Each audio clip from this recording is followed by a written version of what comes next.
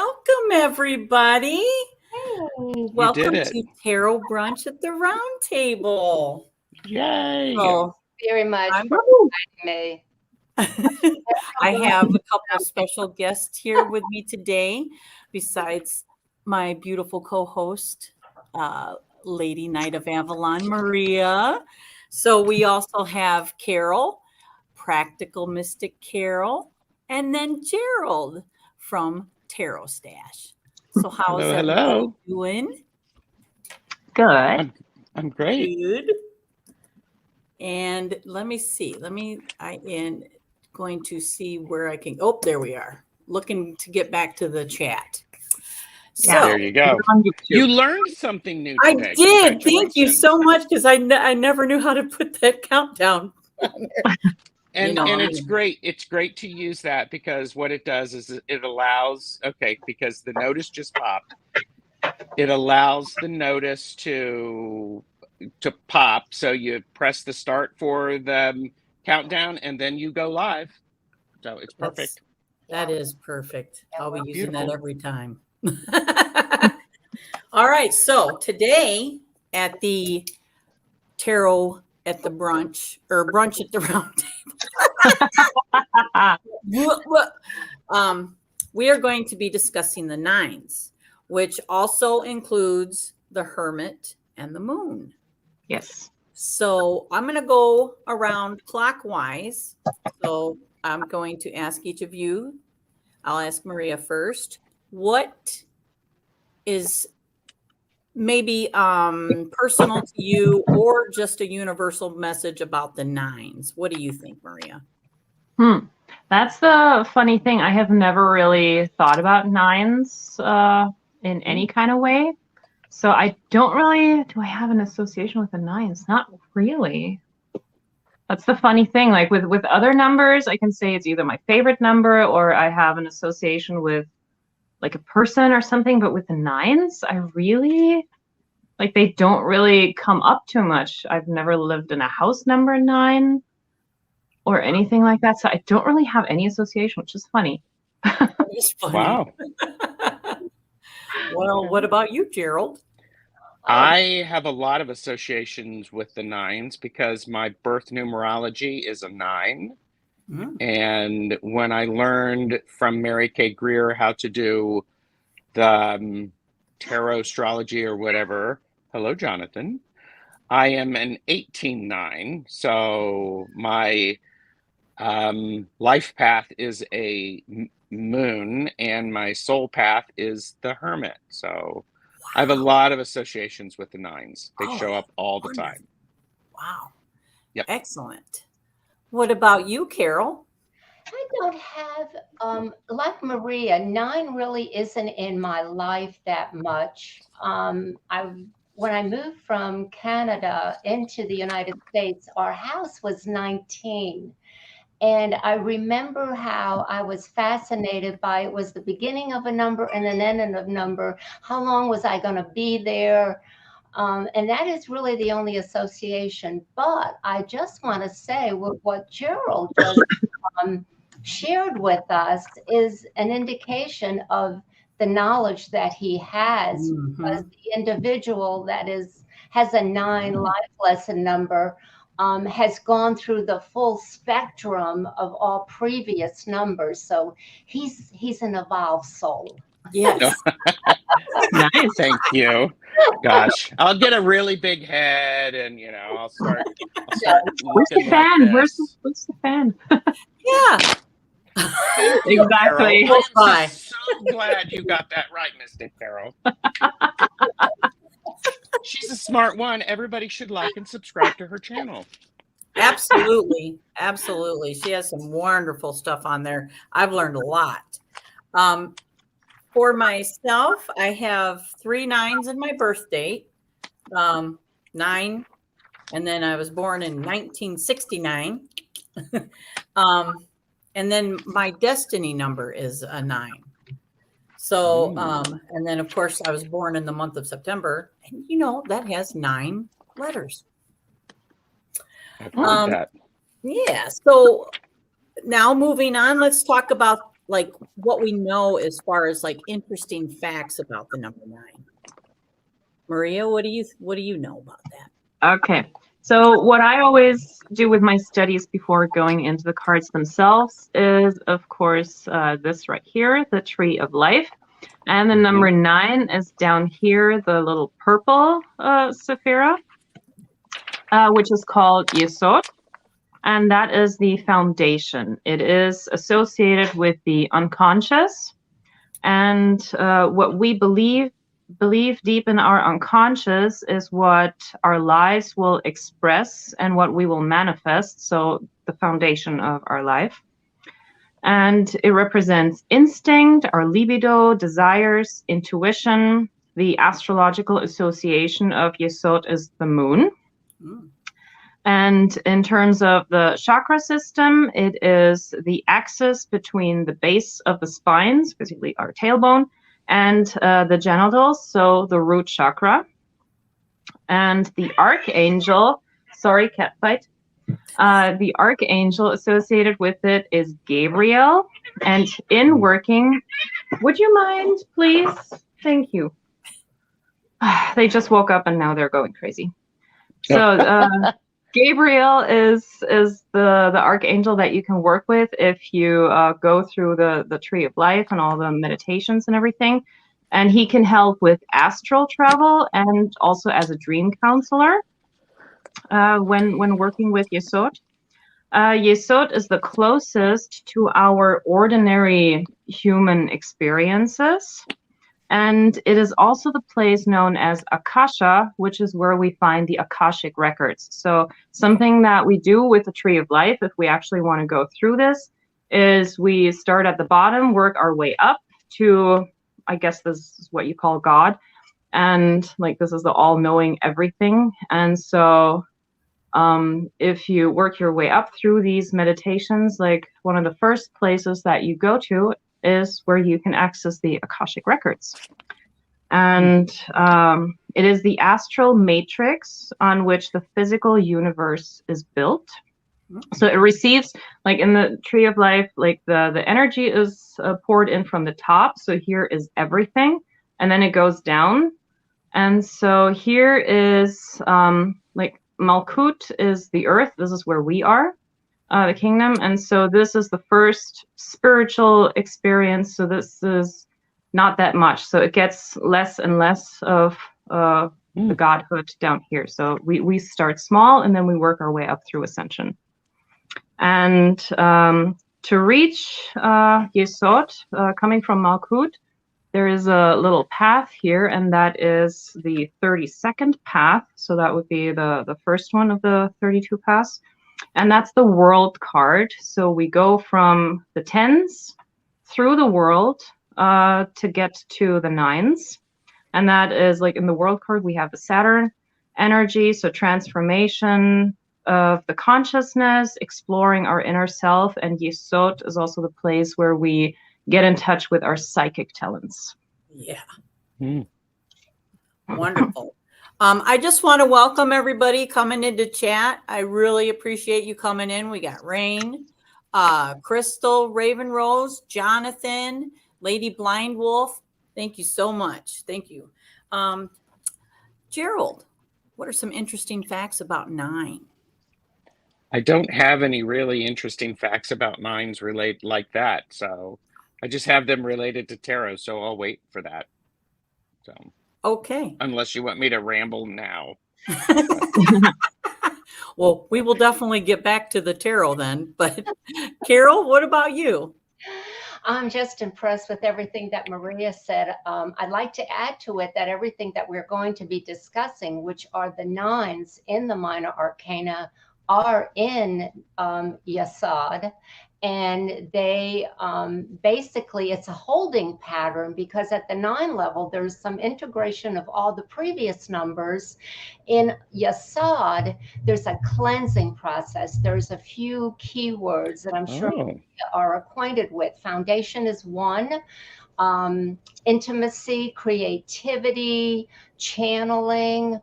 Also, it has been referenced, the old school used to consider it a male phallic symbol. Now the new books on the Kabbalah are referring to it also as the birth canal, because through Yesod is when you're coming down from spirit or the absolute, where Maria was talking about Qatar. It's also known as Qatar. You're going to go back into 10 Malkut if you're following the tarot. So there's that holding pattern, that cleansing pattern, that decision making, and then we transform into that. I guess that's all I wanted to add. Maria, I hope that's okay that I expounded. Yeah, perfect. Oh, Perfect. wow. That is actually very interesting, because I was looking up like some of the numerology aspects of 9, and it said it's like completion, but it's not finality. So I can see where the transformation comes in. Yeah. I found some other interesting things to go with 9, like the sum of the digits of any multiple of 9 is 9. Yeah. So I mean, it's a powerful number, and it's the last single digit. There's 9 major planets in the solar system. There are like people use the term cloud 9. So it's like, that's a place of happiness or euphoria. But And that's only an English expression. right. Because in Germany, that would be 7. We're in the 7th heaven. Oh, 7th Oh, heaven. I see. Okay. The other thing is like circle is like a form of completion. There's 360 degrees in the circle, and 3 plus 6 plus 0 is 9. 9. So I thought that was kind of cool. All right. So Could I add a little to that? yes, go ahead, please. Just very shortly, because you made me think about something that I think would help everybody as well. In numerology, the 9, there was also a word that described it called reduction. Reduction was an ancient mystical practice that the occultists used to hide secrets. And what you alluded to is that, yes, 9 is very magical. If you multiply it, it will go back to itself. But if you add it with any other number, it will disappear. And that's what they used in their formulas. Interesting. That is interesting. Yeah. So yeah, there's a whole, it's like I told Gerald, that number 9 is very, very strong. Mhm. Be careful of Gerald. I'm pretty sure most of the people who are watching this know that. Yep. Yeah. So, but I won't hurt anybody on purpose. That's I meant that most love of the it, time. Gerald. Please, I didn't. Practical Mystic Tarot. I love it because you're right. You're absolutely right. So, but see, and I think it's also important to remember there are negative associations with the 9s as well, because we pay attention to all of those, and I think that when we have a number like that, as Carol brought up, that you can add to something else, it can disappear, and you have to be careful with that. Yep. So yeah, I actually found like the strengths are awakening. It's a tolerant number, and it is supportive. But the shadow side of that is 9 is resentful. It can also signify like sacrificing or suffering. So what do you think we move on to the Hermit? Oh, you know what? First, before you show me your cards, Maria, what cards are you working? What decks are you working with today? I've got a number of decks here. Of course, the RWS, then my Golden Dawn decks. I've got maybe the before and after tarot. I've got my Housewives, Haunted House, and a few others that I might show in here. Not sure yet. And the Los Scarabeo tarot. Perfect. Wow. So show us your hermit. Okay. So the Hermit, let's start, dropping cards. So let's start with the Golden Dawn. So this is from the Robert Wang Golden Dawn deck, a very simplistic Hermit depiction. And if we hold next to it, here is the Hermetic Tarot. There's a little more details in here. So I'm just going to stay with this one for a moment. So the Hermit is called the Magos, not sure how to pronounce that in English, of the voice of light and the prophet of the gods. And the Hermit on the tree of life is the 20th path, which goes from the 6 to the 4, from Tiferet to Chesed. So that green line in between there, that's where the Hermit lives. And that is going from the mercy of beauty to the magnificence of sovereignty. And I'm having word troubles today. Okay, so we also have Jupiter acting through Virgo up on Sun. So Virgo is the main astrological sign that's associated with it. And the Hermit represents communication between the higher self and spiritual self, so the ethical and the spiritual things that we're dealing with. And in the Golden Dawn, let me just hold these up again. So in the Golden Dawn, it symbolizes Anubis, the lower form of Hermes thought. So the messenger of the gods. And the Golden Dawn calls him Kerox, and that is the light bearer, the shower of the way of the hidden knowledge, which is why he is holding that lantern. So the Hermit is a master magician. His hand reaches down to help the initiate when they want to learn something. And he's very old and wise, and he is the supreme will concealed in robes of darkness and mystery. So every hermit that we see in whatever card always wears these robes. He has the qualities of fire and earth in him, which is symbolized by the serpent at his feet. So not every card has a serpent. Here we actually see a serpent. In this one, we don't, but in the before and after tarot, we actually, like here, the serpent is kind of shaped like an hourglass. And here the serpent is like his staff, his wand has actually turned into the snake. Yeah. Where am I? And the snake is holding its own tail in its mouth. So it's the beginning and the end of the elements of the tetragrammaton. His staff that he is holding refers to Thoth, and he holds the Orphic egg of the cosmos. And I only have one card where we can actually see, sorry, it's blurry.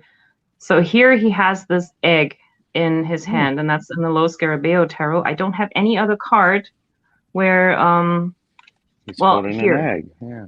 here is the egg, actually. So these two cards. And the serpent around the egg, which is only in this card, refers to Mercury, and the serpent power of the strength card, which I haven't mentioned in the last video, because in one of the original Golden Dawn strength cards, the tail of the lion is actually a snake, and the fluffy hairy parts of the tail, that's the head of the snake. So that's what they mean with the serpent strength from the strength card going then into the hermit. And the hermit is utilizing that strength. So he stands for wisdom obtained from above. So that's what the Golden Dawn says about him. Here in the initiatory Golden Dawn, we have him with the starry night and everything. He has his staff and the lantern, very classic. And oops, one hermit card that I really like is in the Housewife's Tarot, because this is also talking about like a place where we can find ourselves, like a good spa day, just closing the door to the bathroom, being in there, getting that nice bubble bath, and just shutting out the world and everything. I really love this depiction of the Hermit card, because that's, for me, I know, like when I'm sitting in my bubble bath, that's a place where I gather strength, and I can exhale, inhale, and all that good stuff. So I really like that card.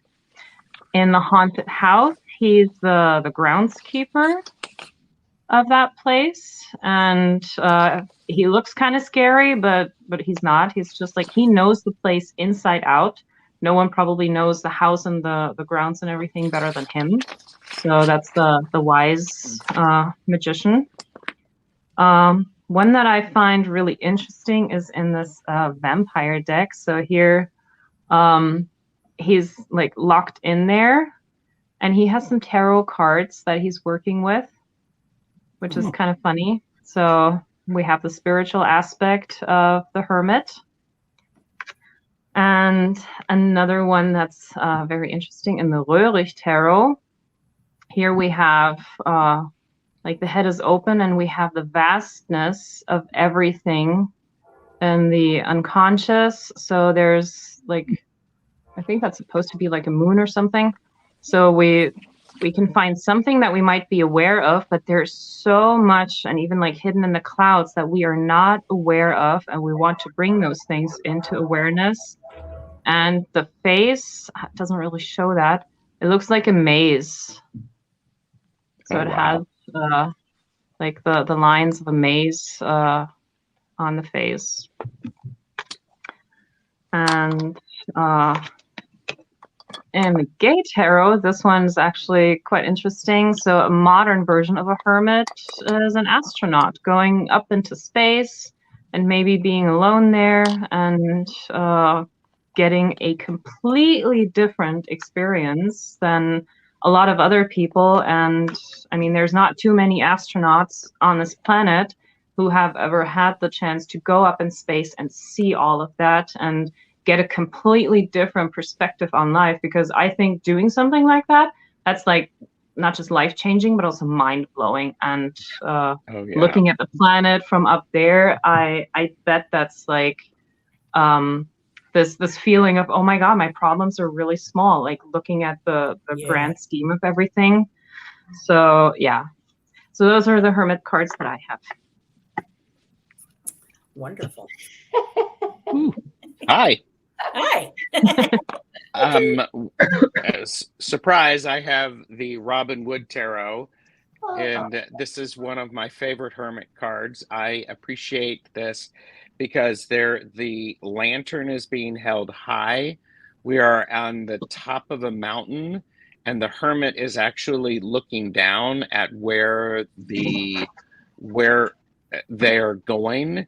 And for me, this is one of those, the hermit is a card of solitude. It's also a card about acquisition of knowledge and things. Hermits like to know a little bit about a lot of things. The struggle with the hermit is oftentimes they won't stay long enough and dive deeply into something to get a mastery of it. This is also a card, it suggests a journey or a vision quest. It can also suggest some sort of a teacher to be able to get help. And again, it is about time. I also have from the Wizard's Tarot, the Corinne Kenner. This is one of my favorite hermits because it's me. Yeah.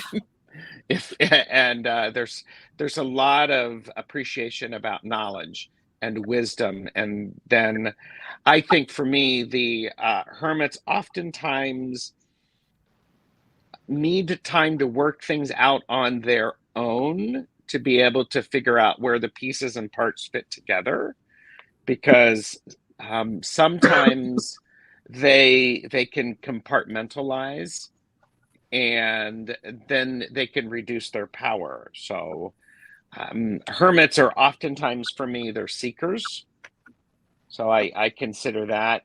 And this is a card from the Dream Visions Tarot. This is the Hermit, where we have a different representation.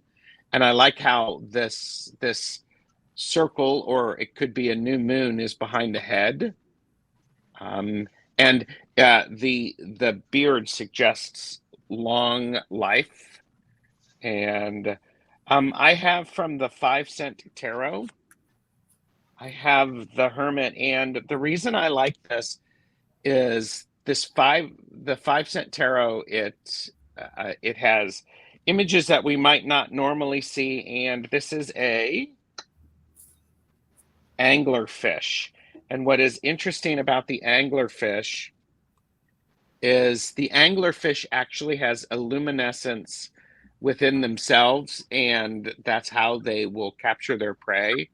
So that is an important thing to remember, is hermits can and should remember they may be a light to other people, but they can also be a light to themselves. It's about self-discovery. And when someone is, hermits have to be careful because they can withdraw and not be available. And so that can definitely lead to loneliness. So, Absolutely. yeah, thanks. Your turn. Okay, well, I am going to begin with the Radiant Wise Tarot. Mm. And the reason I am using that is because it's really simple to describe. And the message I wanted to bring is everything that so far has been explained, but that in the BOT tarot deck, Builders of the Ataman, the Hermit had the Yod on the top of his hood. And that is so instrumental in the power of the Kabbalah. And we're going to see those Yods, Y-O-D, coming down in the moon card.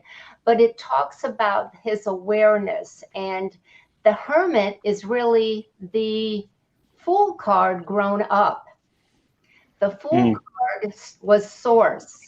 He was the absolute. He came down from Source and went into the abyss, into manifestation, traveled the paths.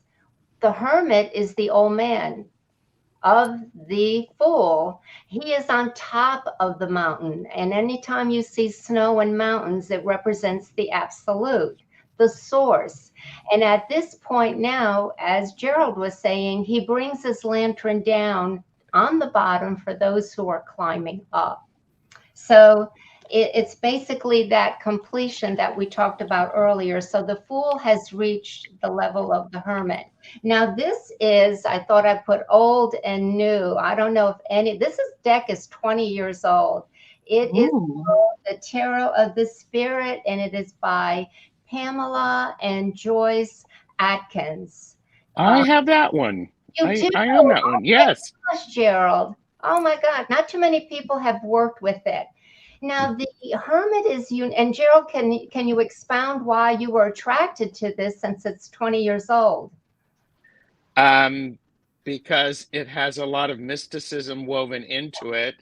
Yep. And it connects things together, which is what hermits want to do. They want to make things make sense. Okay, gotcha. All right, and this Hermit to me is unique because number one, he has the 9 flames behind him, and to me, those are how he had to learn to walk through fire in order to become who he is today. It's not an easy path. He also is coming out of a coffin, almost like he's reborn, and of course he is. And then he has that red sash around his waist. So he knows, he's wise enough to know when to give his wisdom and when not to give his wisdom. The Hermit, does that resonate with you there, Gerald? Oh, yeah. I'll stop talking. I'm just like, ooh, yeah, I'll stop making noise. I'll mute myself. So, and of course, he is on the water, the cosmic water of mind stuff. So I think it's very beautiful. I wanted to bring that. Then I'm going to get to the ultra new. Okay, and everybody's going to go, oh my God, there's too much to see. This is the Alchemical Vision Tarot. It is by author, let me see if I could pronounce his last name yet, Tux. I just got this because of the massive range of symbology.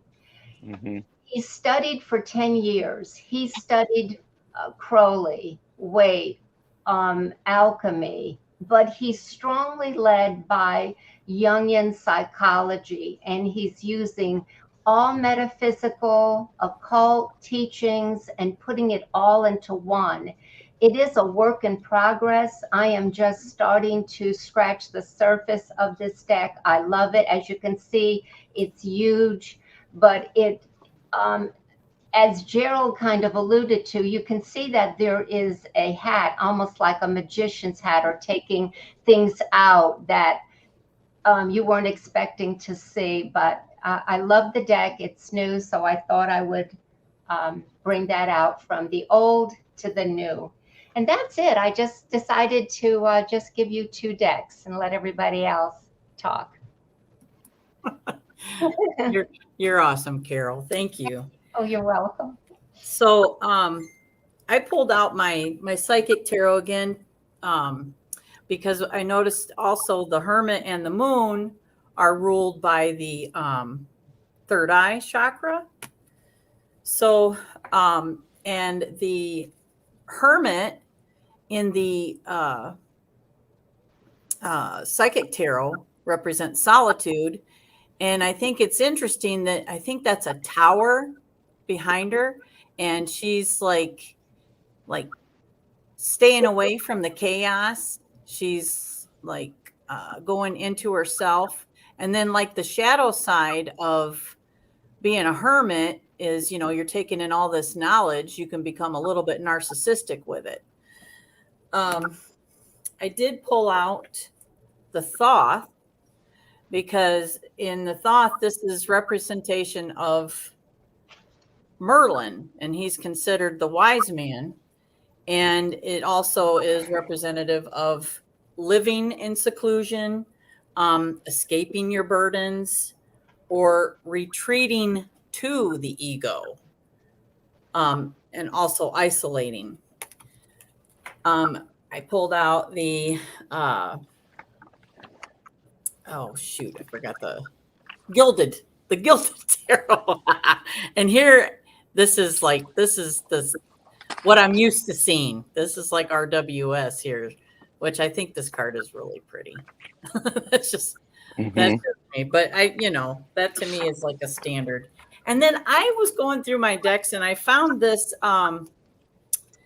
It's the Journey, and it's the Journey Tarot and Tamed Wild. I got it in a box of my Tamed Wild.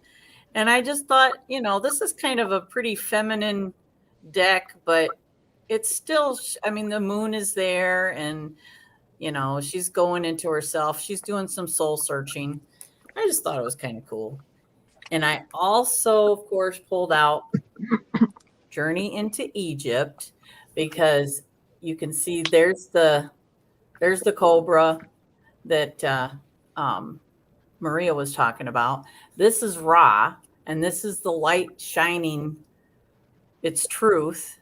And then according to Julie's what she's talking about in the card, the snake keeps biting Ra until he ends up giving up some truths. So I thought that was kind of cool. And then I also pulled out my wizard tarot, because my dragon was saying, hey, you have not been messing with me for a while. And this is the deck that my dragon uses to communicate with me. And he's actually, this card is kind of busy. I don't know if you can actually see it, but there's a lot of symbolism in it. There's the pentacle. It's of course the moon, but I love it. I think it's very, very pretty. I like pretty, if you can't tell. So I'd say now we will move on to the moon. Okay, and I just found a picture of the thing that was talked about by Carol with Yod being here in the Paul Foster case. So up here is where they put that in there. Oh, So, okay. Thank you, Maria. you're welcome.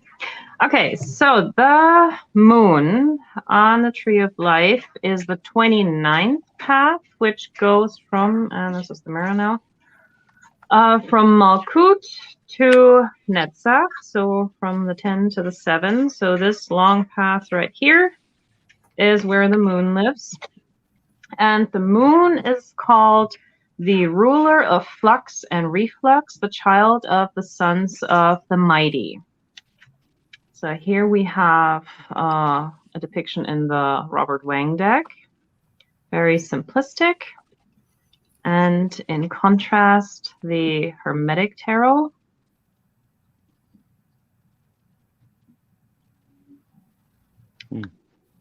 So, okay.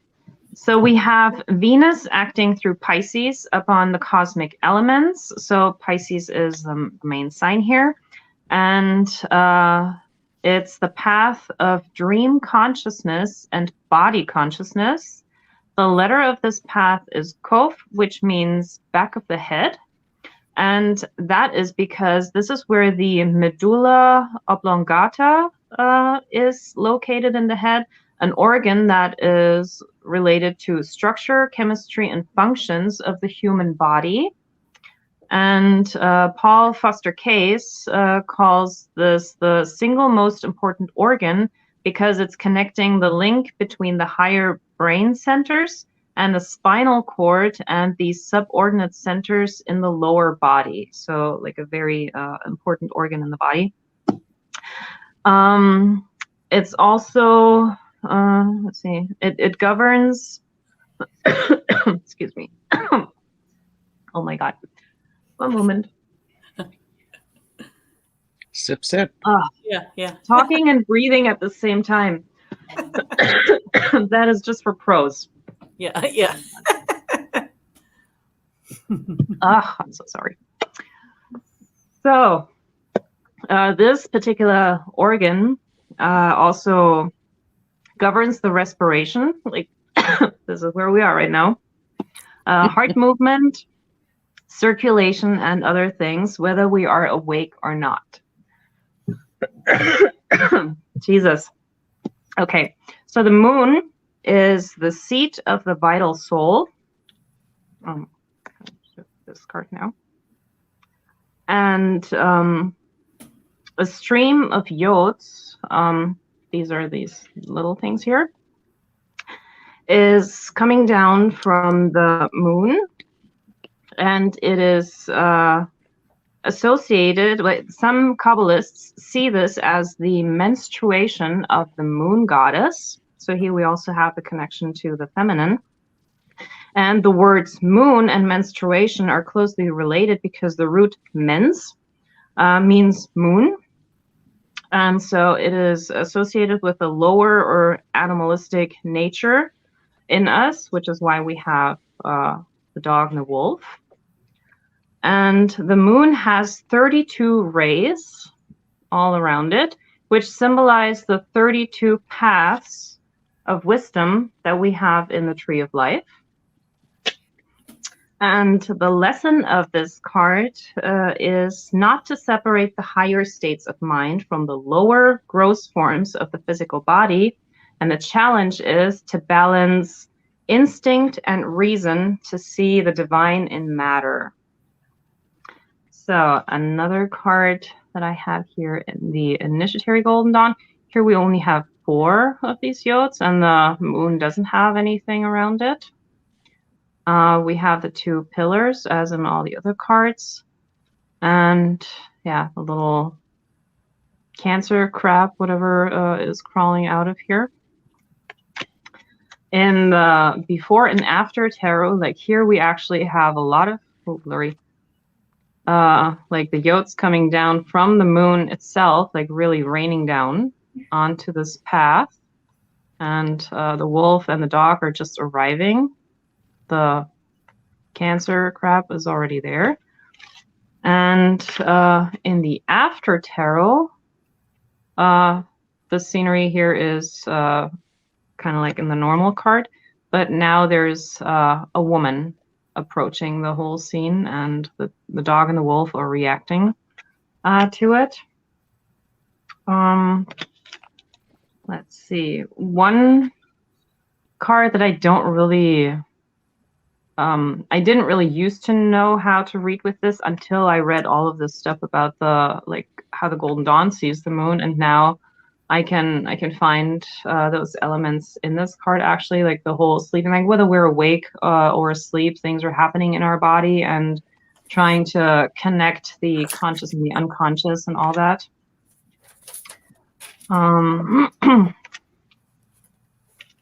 Yeah, and in the haunted house, here we have two dogs, and Raven is walking through this gate to get up to that mansion, the haunted house, and it's just showing us this long, or supposedly, well, it's probably going to be a very long road up there, and showing us that, yeah, this is going to be an adventure, and there's a lot that we might have to face in this, but the full moon is guiding the way, so we see where we're going, and we're not completely in the dark with all of this, and I really like this. So those are my moon cards. Wonderful. So I have the Robin Wood moon card, and I think one of the key things about the moon is we see the domesticated dog and the wolf. There is an imbalance, or there's a need to balance the wild side of ourselves and the domestic. The other thing that I think about when I think of the moon is it's the moon, so it's all things associated with the moon, emotions, cycles, and that reminds us that things are cyclical, and we just need to sometimes roll with the way things are going. The moon is a very emotional card, and also when you see things by the light of the moon, it's an illusion often. We don't see them in the clarity of the sun. So there's something definitely more to it when it comes to the moon.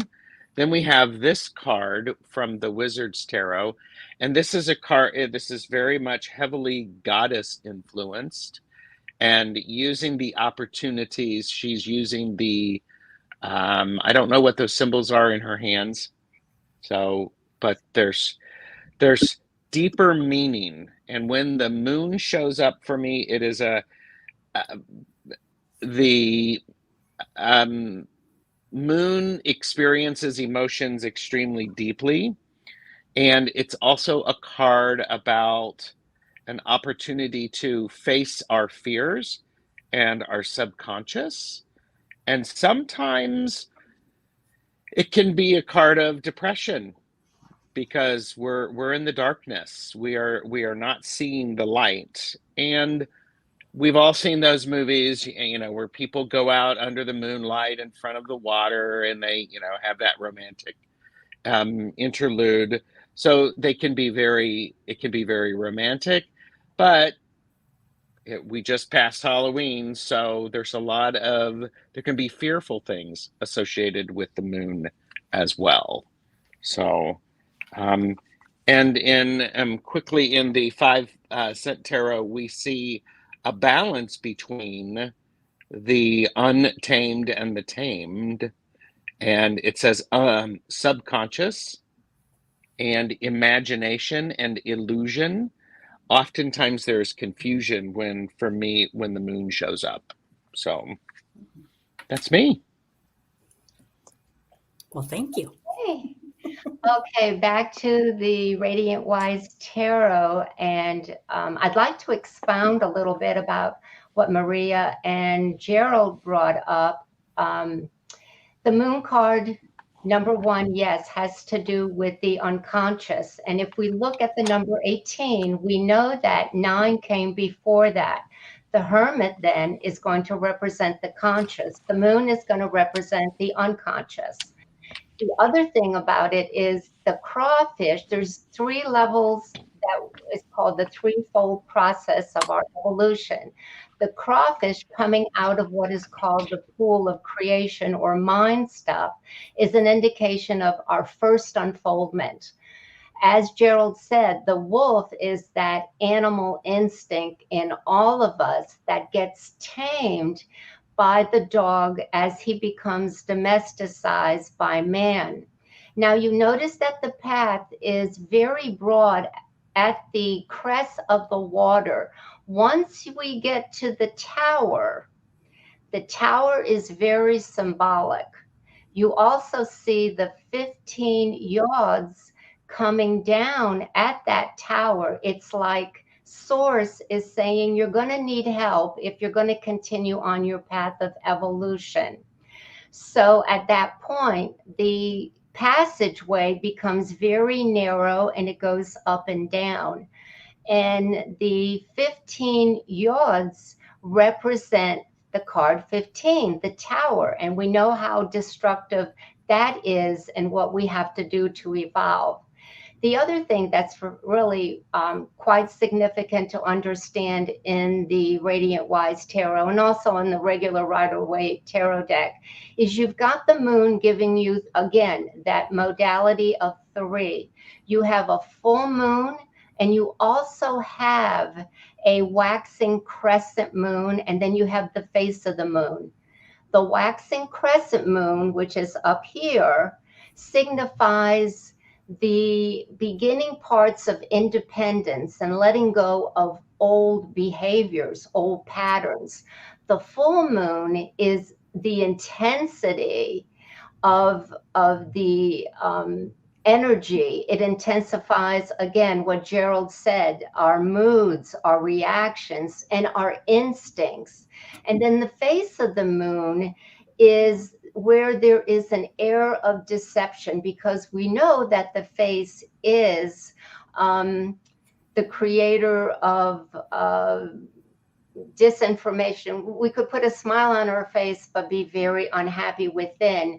The deception comes, as Maria said, this is a card related to the zodiac sign Pisces. Pisces is ruled by Neptune. Neptune is the planet that can be wonderful in our spiritual evolution, but it can also be terrible by addictions, illusions, denial, getting into depression. So working with the unconscious is difficult. It's well worth it. And the moon is really giving you help, because in nighttime is when we get into the unconscious in our dream state. So in that dream state, if you log your dreams and understand the symbolism, it will help you understand your subconscious.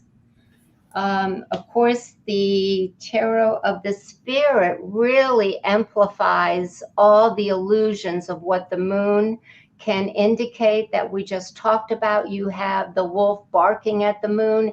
I find that the wolf is waking us up. It is saying, go back to your roots, your instincts. And where are your instincts? They are in our solar plex. That's where we have all those parts of us unresolved, or those gifts. The other thing that I want to bring to light, again, Maria talked about this when she talked about Paul Falter Case and his book about the medulla oblongata. That is the back of the head. Of course, it is where we lay our head every night. And it is the space where our creativity and our soul, if we rise above that a little higher, that is if you remember babies, that is a very soft spot in our skull, and where the energy came in, and that is where enlightenment comes in also at nighttime. And I think this card really shows the mystical and the magic of night and the subconscious. It's not as scary as the Rider-Waite. And then of course with the alchemical vision, I mean, it is all over the place. Again, as I said earlier, I find this fascinating. You see the two figures indicating conscious mind, unconscious mind, and they work against each other until we integrate them, when we befriend them. Both of them are useful. In fact, the Hermit and the Fool encourage us to use our intuition. And that's all I got to say. Absolutely. Thank you.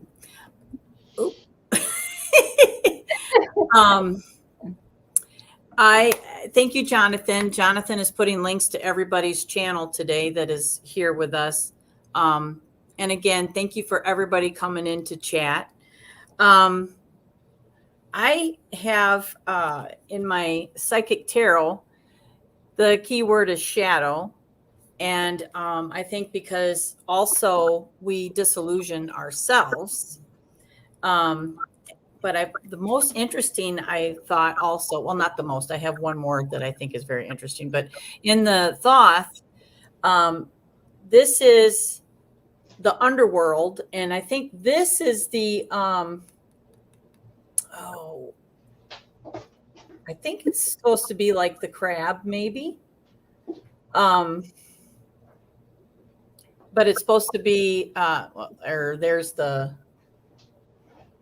beetle. That's what I was thinking of. There's that is supposed to be that Scarabaeus? I think so, maybe. But I think this is like, I forget what he said, but this is like the connection between the star and the sun. And so it's like our and it's the moon is a little bit more subtle than the sun, but so the star being our consciousness, and then the sun is the enlightenment. So he's got this as being the bridge between the two, and I thought that was pretty cool. And then, you know, because you have your shadow side, and he said also it's could be like a indicative of maybe drug abuse or hallucinations. And then I also, the other card I wanted to show is the journey into Egypt, because the moon is all about, you know, shedding light on secret things. And this card is representative of the 13th sign that has always been hidden, which is the serpent bearer. Is it Ophiuchus? Ophiuchus, yeah. And I just thought that was really cool. And like she also talks about like this could be indicative of maybe like an occult practice, you know, or ceremonies type thing having to do with the occult to bring about this secret knowledge or learning secret knowledge that way. So it's very interesting because in the RWS you have the Neptune in Pisces, and she went full and says so I really love that.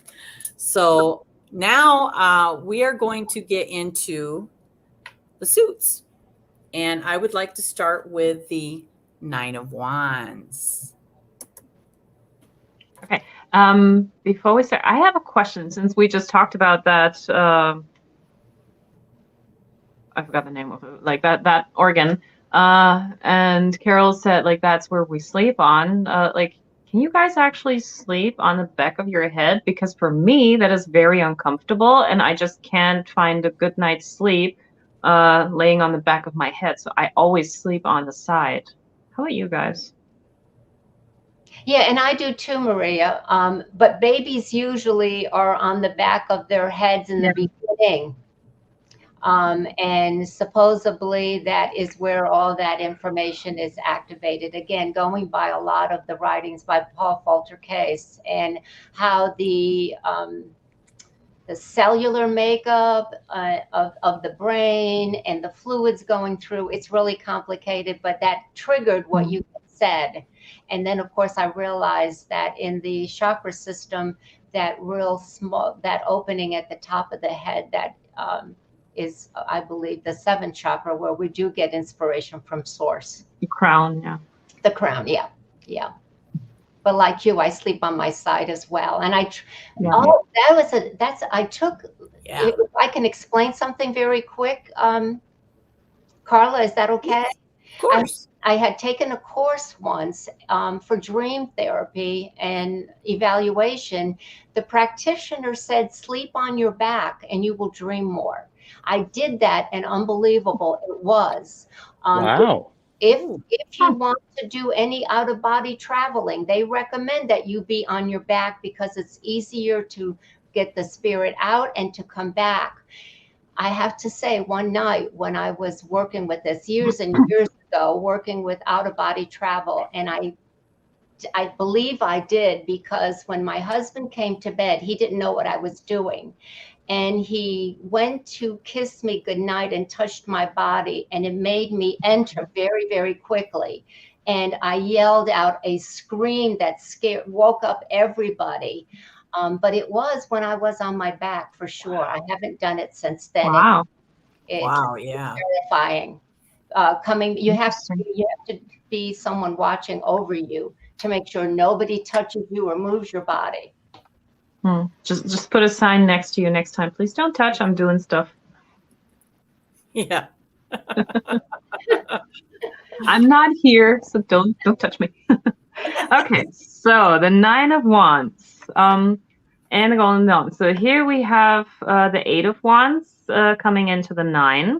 So we see that the hands holding the 8 wands are still the same, but now we have additional clouds here. And another hand is coming in, holding that extremely long wand. We still have the fire at the junction points here, so that hasn't changed. And the 9 of Wands is in the Golden Dawn called the Lord of Great Strength. So this is what the card looks like in the Hermetic Tarot. And here we don't have the hands, but all the wands come together, and the fire energy was also in the 8. So this is also very similar to that. And yeah, so now we have a tremendous and steady force that can't be shaken because it's like the biggest wand of all. We have a certain Herculean strength, sometimes scientifically applied.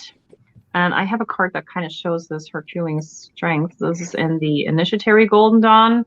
And here you see this big, strong guy, and he's like holding things together to make sure that it doesn't fall apart. Here we have the crossed wands actually in the background with the long one going in between them.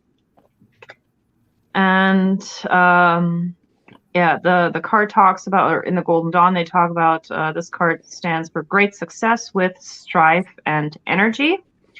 It's also victory preceded by apprehension and fear. And it also talks about health recovery, but with some doubt. And that health recovery we can kind of see in the classic RWS, because we see a person that has some bandages here. This person as well in the Los Scarabeo tarot. So all the 9s are resting on a firm basis, and Yesod in this element of fire is very well suited because it reflects the solar energy of Tiferet, just like the moon reflects the light of the sun back to us. And With the moon in Sagittarius in this card, it shows a gain in potency and vigor. And also with the 5 hands in this card, they also indicate the number 5 from the pentagram, the 5 elements we have in there, the symbol of that's long associated with the moon and with Yesod, the pentagram. And that's why they chose to put 5 hands in here. And in the RWS deck, it's like we see someone that for me has a certain like loyalty to them, because even though they have been wounded in some way, they're still standing there and not moving away from whatever it is that they're doing there. But in a negative kind of way, this for me also talks about stubbornness. So sometimes our strengths can be better spent than this, challenging our own position rather than defending it. So is it always necessary to really just do that? And yeah, in a negative way, it's remaining defensive when the situation has already passed and other people have moved on. This like the wands are also like associated with like sexuality. This card can also talk about sexual trauma, like sexual abuse, for example. And the wands also carry intuition, so it can also speak about a damaged psychic function, which we can kind of also associate with the bandage around the head. And so in a sense that we don't have any creativity, any imagination anymore, because we have been so broken down that we've just given up on these kind of things and come to the conclusion that the human experience simply sucks. So we're continuing more or less as like an empty shell. And yeah, so that's kind of like on the Los Scarabeo tarot, like the facial expression that this guy has is like, there's a lot of sadness and there's not too much hopefulness for anything. Like this is basically, oh, okay, I'll just do this, whatever. And so what we manifest in Malkut will depend on how we deal with all of these issues in Yesod, and our extroverted behavior is based on how we process our childhood wounds and our childhood trauma. So that's what we take into Yesod with us, and that's what we then have to work on when we go through the world card and the 30-second path on our way to Yesod, so that we don't hold on to that and that we can then go into these other places like the Akashic records, for example. So another card that I really like in the haunted house is like, here we have this maze, and she just came out of that with a torch in her hand, and we have this lighting the way, showing her this is the exit. So this is a little bit more of a hopeful card for me. So she actually managed to get through all of that, and now she is in a place where she can breathe again, basically. One card that doesn't really fit into all of this, based on this description, is the Housewives Tarot, because she looks way too happy for all of this. This is like the total denial stuff, like of the 50s housewife. Like everything has to look perfect, and the housewife just doesn't have any problems. She never cries. She always smiles. She always looks perfect. That's got to be exhausting. I mean, so here we just see the part like, oh, everything is good. It doesn't matter how high I have to climb. I will still take that huge bucket of paint or whatever that is with me in my nice outfit and everything, and I will paint the ceiling if I have to. No problem. Look at my pearls. So it's like, yeah, no. Sometimes it's good to say no, or to just hire a painter. So that's what I have for the wands. Awesome.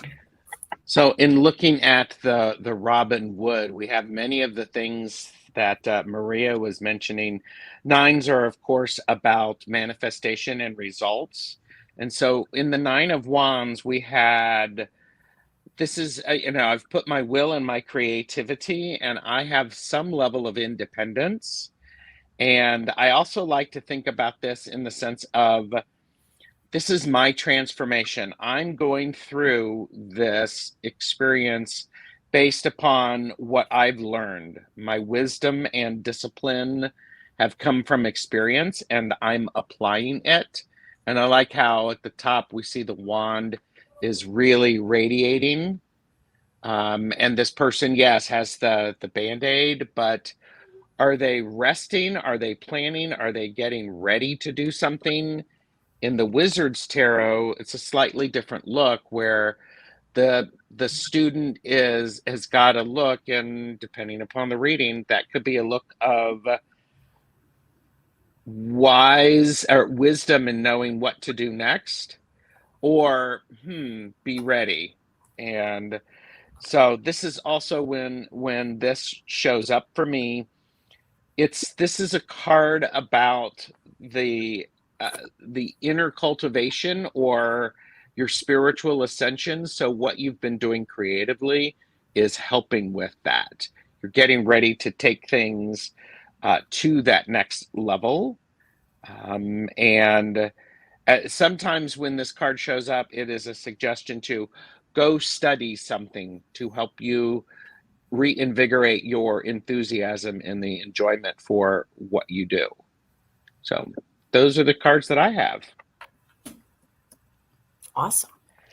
I like how Gerald just said it tells him sometimes to go study something, and that's what I see in the Spirit Tarot here. We have, okay, what Maria was saying as far as going back to the Tree of Life and where Yasat was, that is the middle pillar. So we are trying to get balanced. It also radiates to air. So when we have the Wands energy, which is fire, air complements it. And what you see in this card is the air, almost like a hot air balloon, bringing up spirit, inspiration from the spiral, from where maybe you were cold and without inspiration, to rise up above. You also have the Star of David and the full moon behind you. So this card really is very, very positive. Again, what we see here can be identified in many ways, but I agree that are we happy? Are we sad? Here we see a gentleman with eight planted wands.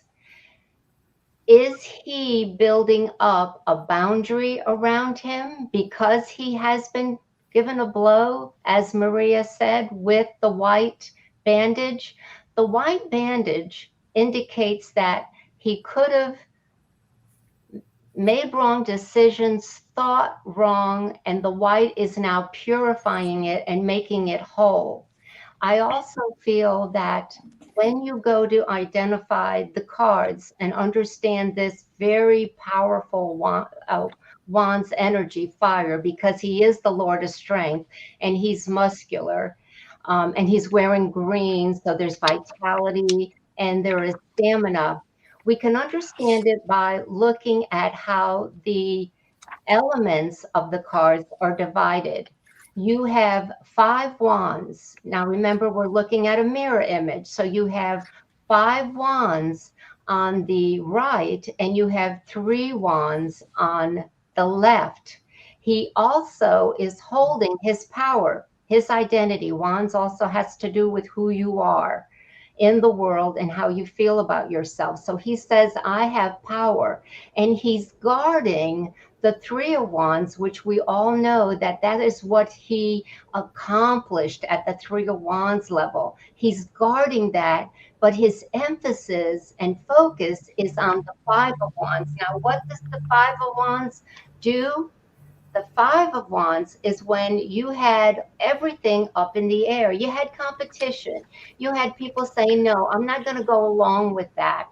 So the idea of the 5 wands separated initially from the 9 of wands is he still remembers that, is fearing that, may have set up boundaries, or psychologically he's cut himself off, which again, all of us know that in order to properly identify tarot cards, you really have to look at the surrounding cards.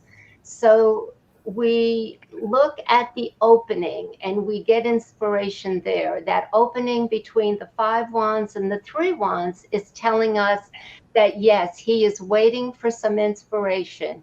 He's going to sit back for a while. He's going to heal. He's going to get his mojo back. And when he does, he will transfer to the next stage, which is 10.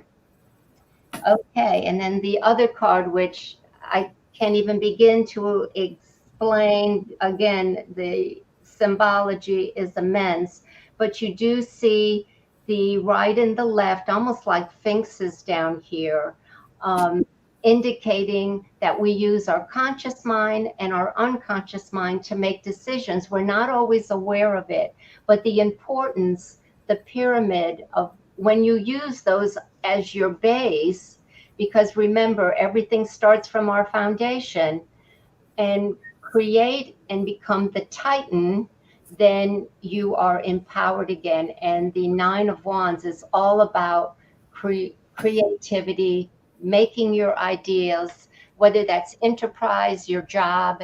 The 9 of wands could mean that you're worried about your job being lost. It could mean, like Maria said, that there's an illness going on, but ultimately it is a very powerful card. Thank you. Thank you. So I'm just going to add a little bit that I found interesting. Now, in the psychic tarot, wands is also called spirit, and because spirit is like your inspiration or that spark. So it's like that fire inside, which kind of like, to me, is like your soul. And then it says spiritual strength. So it's like when you are at that point where you're tired, you've been battling, then you call on the spiritual strength. So, and interestingly enough, in the journey into Egypt, she is still going on with Imhotep, which is the serpent bearer. And in this card, these are called the Shati, which are like funerals. They're like statues of like ancestors. So it's like a funeral type thing. So it's almost like calling on your ancestors for help because, learning from past mistakes. It's like I don't know. I kind of feel like that's like a bigger thing. That's where we go into the spirit, to the inner strength. And we're calling on our ancestors to maybe help us with a situation. And in the Wizard Tarot, that's exactly what I see there too. It's like his ancestors are there to help him, even though, he might not have this physical strength. He does have the inner strength, and his ancestors are there to help him. So that's all I'm going to show on the 9 of Wands. And we are moving on to the 9 of Cups. Okay. So I'm going to show the 8 in here as well to see where we come from. So we once again have a hand coming out of the clouds in the Golden Dawn deck. And in the 8, not all of the cups were filled, but now in the 9, we see that all the cups are getting some of that water. No, this one. And we also see, unlike in other cards before, like the water, yes, it's overflowing, but just a little bit. It's not going down. It's not filling the other cups like it has in previous cards. So this is the Lord of Material Happiness, but we're not quite there yet. There's still a little bit more. So with the Hermetic Tarot, this is what that looks like. here we have the 9 cups and the water lilies of pouring the water into all the cups. And they are overflowing with just a few drops. That's what this stuff on the side is supposed to be. But it's not like overflowing in a big way. So we have Jupiter in Pisces with this card. And so now we have a complete and perfect realization of pleasure and happiness, but it's almost perfect. There's, like I said, there's a little bit still missing. Something that we can also find in the card is an element of self-praise. This is from the Initiatory Golden Dawn. And in here, they're not filled with water, but actually with fruit. And they're basically all filled with the same stuff, unlike in the 7 of Cups. And so there's also a little bit of an element of vanity in this card. But also kindness. And I don't know if this person in the card is easily satisfied or not, because it seems like we're thinking on a bigger scale now. So are the small things really what make us happy still, or does it have to be bigger and better now all the time? But this is also like the energy of this card is like good and generous, but there might also be a hint of a foolish nature in that when we think like, yeah, like giving out all kinds of stuff, being generous. So the moon energy in a stable foundation gives us a creative world of pure intellect in this card. And yeah, like what was lost in cards number 7 and 8 is now restored and returned to the middle pillar of balance on a tree of light. And Jupiter in Pisces is actually very beneficial in this card, because the mercy of Jupiter is conducted through the calm waters of Pisces into the watery realm of the moon. So that's what the Golden Dawn says about that card. And RWS wise, whoop, and I'm dropping stuff. Something that I was thinking that this card could also stand for, maybe it's time for a break and time to actually enjoy things. Like we're coming from, like for example, in the 8 of Pentacles, there's been all this work and stuff. And so now we're in this situation where we can finally enjoy a little bit of everything that we have worked for. And maybe we got the promotion that we wanted. And so now it's time to bathe in all of that we have. And this person, like something that in the Haunted House Tarot, this guy actually looks exactly like the Magician in the Magician card. So this might be the Magician a little bit later while going through all these things. So he has maybe like an altar behind him. And in the before tarot, we see that he is preparing things, maybe for a ritual, for an offering, whatever. And then he's just sitting there like, yes, I've done well. This is good. I'm happy with it. And so manifesting the stuff that's coming in, like here we see in the after tarot. So now he gets the nice plate of food and all that good stuff, which explains why he has that belly, maybe because he has been manifesting a lot. And this is the moment to be very proud of that success.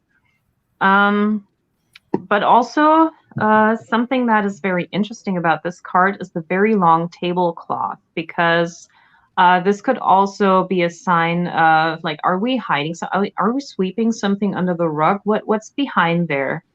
And is there an element of denial with it? Like we only see the big stuff, the big picture now, but we're not focused on the details anymore. But we know the devil is in the details. So what's hidden there? What do we not want to deal with in the unconscious anymore?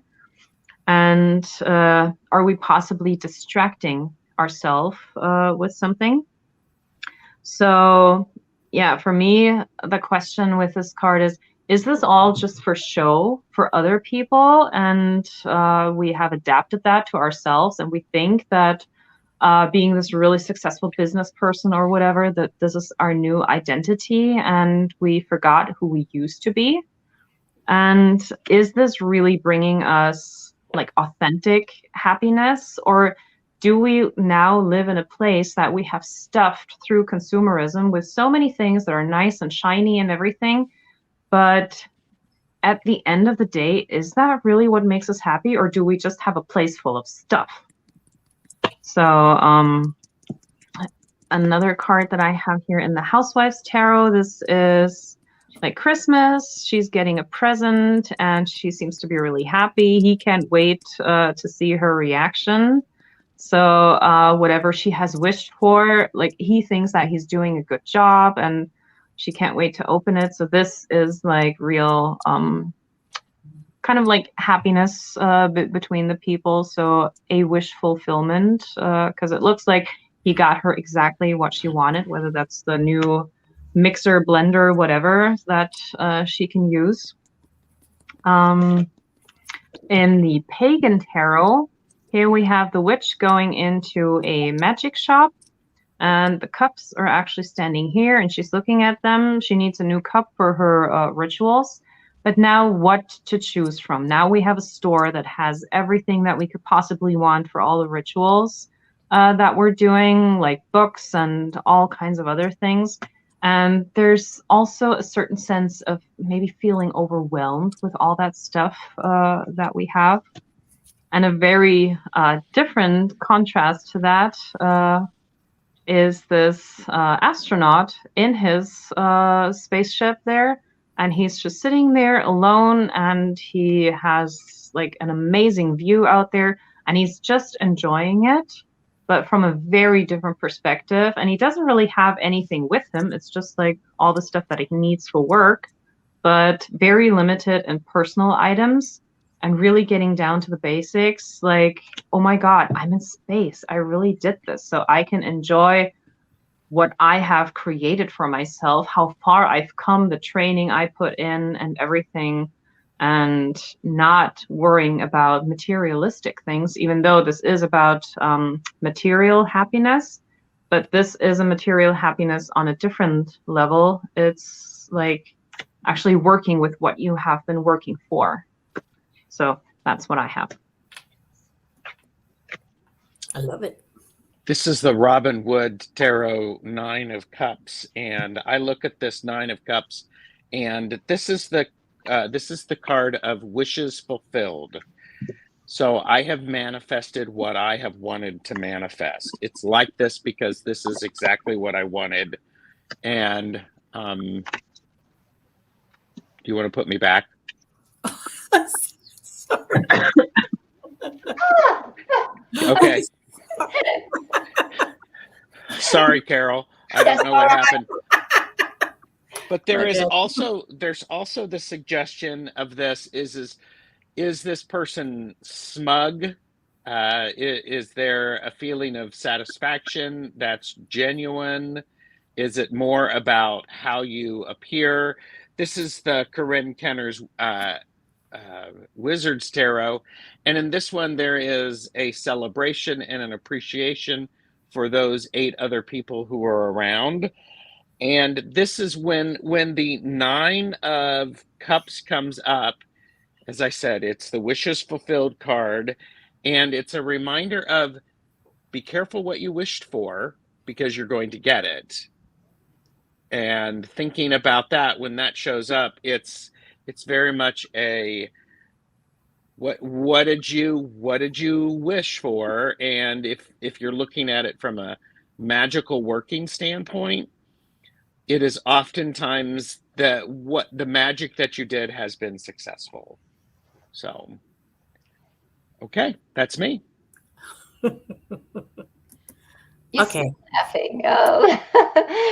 Well, Maria, I think we're on the same page. Absolutely. She covered a lot of it, and that's what I was kind of looking up to see if there was anything I could add to that. But They're going back to the Radiant Wise Tarot. What Maria didn't cover that I thought I would expound upon is he has his heart chakra closed off because he is closing his hands. And that may mean that with all of his, this is called the wish card, the lucky card, with all of the 9 cups that are filled to the brim, you would think he was satisfied, that he had all the material possessions and relationships, but his heart is closed off. So he's dissatisfied, or he hasn't been able to love. His mind is very busy. He has a red hat with plumes coming out, and he has red socks. And Pamela Goldman Smith always gave you clues by color and symbology of the meaning of the card. So his mind is busy.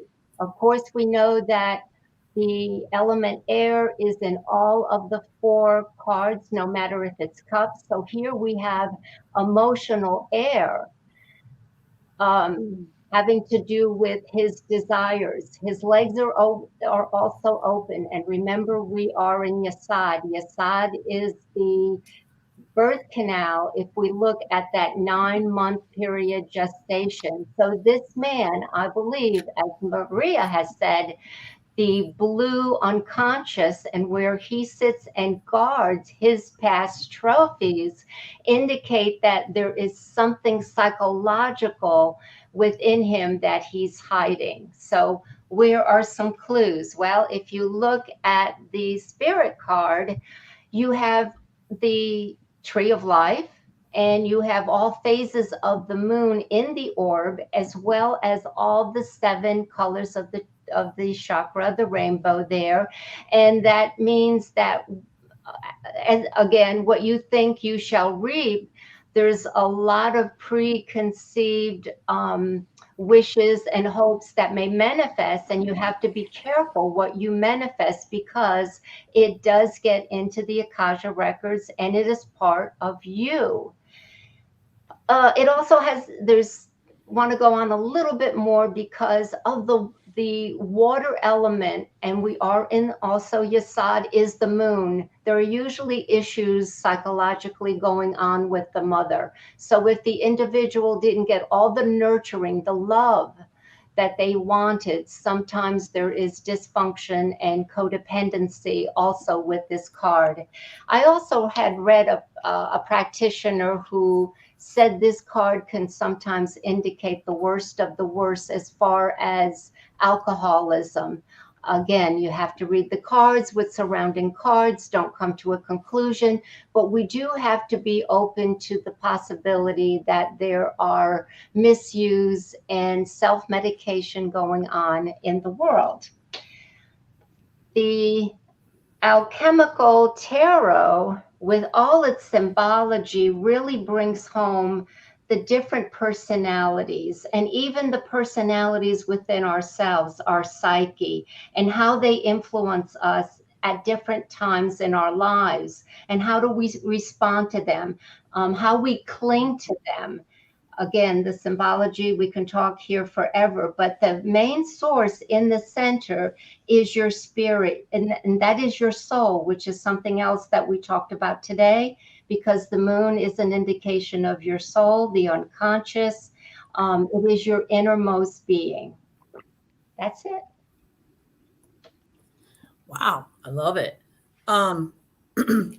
In the psychic tarot, cups is, it's kind of hard to tell, but that's green. I'm not sure why my lighting is so bad, but that's green. And it is, green is for emotions, and it represents the relationship of the heart. So again, it does go back to, with this card being the fulfillment of wishes, we have this fella right here is pretty happy with his fulfillment of wishes. But then there's also the shadow side of that, where is like what Gerald was talking about, is be careful what you wish for, because in the 9 of Cups, in the journey into Egypt, she is praying to Sekhmet, and she is asking, and they're saying, please be careful of what you wish for, because it's exactly like Gerald said, it's going to come true. So, and if you're, if it's all about your emotions, then depending on where you are in that state is what you're going to get. So you want to, maybe make sure that what you're wishing for is based upon what you really need, or maybe it's not what you need. And then that's when you might come into some troubles. So moving on from the Nine of Cups, let's talk about the Nine of Swords. Okay. So I'm going to show you the card before. So this was the 8. And this is what we're going to in the 9 in the Golden Dawn deck. So I'm just going to hold them next to each other. So we still have the 4 hands holding the double swords, but now we have an additional hand coming up in between, breaking all of that up. The Rose of Peace is completely destroyed. She's nowhere to be found, not even the petals anymore. So that is completely gone. And so that was breaking up the unity that we saw in the 8.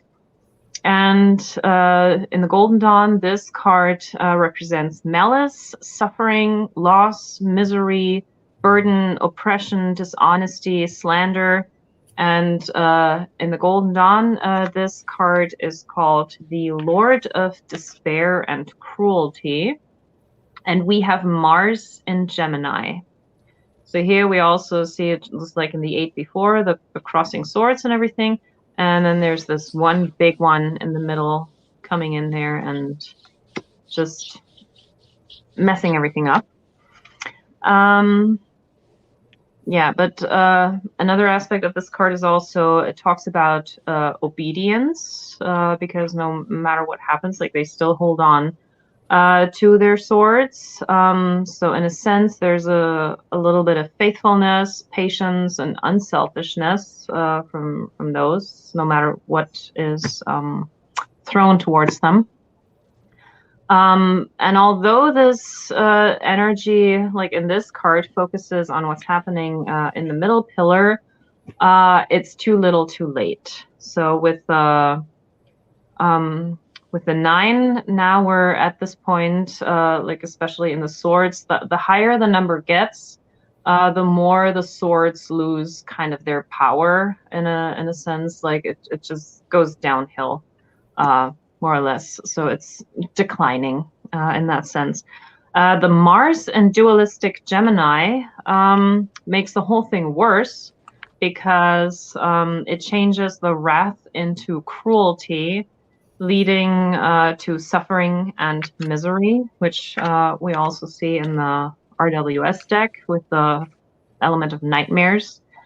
And the 5 hands in the Golden Dawn also have a link to the Mars energy of Gebura, the number 5, which is the fury of Mars. So here we have the initiatory Golden Dawn. So here the swords are all, like they have been used and they're still like sticking in the soldiers. And yeah, so there's this element of cruelty after war, which like you can see from either side, winner or loser. There are no real winners in a fight like this. Another card that I really love is from the Los Scarabeo tarot, and you see all these bloody swords on the wall, but yeah, he's holding his head in his hands and he can't really think of a solution, and he's sitting on a trap door that has a lock on it, but right here next to him is actually the key. So he just has to reach over, open that thing, and get out of there. Like he doesn't even have to stay in there. So that's this kind of disabling feeling of like the nightmare. Like, oh my God, what do I do with this? I can't really see a way out of this. So in the RWS, this is like the most painful card, I would say. And this is like the painful stuff that we don't really want to deal with. There's a lot of trauma, nightmare, everything in this. And we can also, like, especially like empaths can associate with this idea of the veg mats. I think you also use that word in English. And like feeling everyone else's burdens that they have, which kind of drag us down as well when we're in this empathic energy. And so what lurks in the unconscious is what we have to deal with in the conscious. The question is, can we actually make that transition? So yeah, this card talks about nightmares and anxiety, depression, but there's also a hopeful aspect because this too shall pass. Nothing stays like this forever, especially if we know how to get help. And so the universe will not leave us in a place where we're stuck. If we really work with the universe, then this we will find a way out of it. We will be getting some ideas, some inspiration if we allow that in. And so the axis between the base of the spine and the genitals, like in the root chakra, carries our most primitive, basic, and deeply held experiences. But what is buried in Yesod can be moved into consciousness where we can work with it. So yeah, we can bring it to light. We can work with it. We can move on from it, whether it's with therapy or shadow work.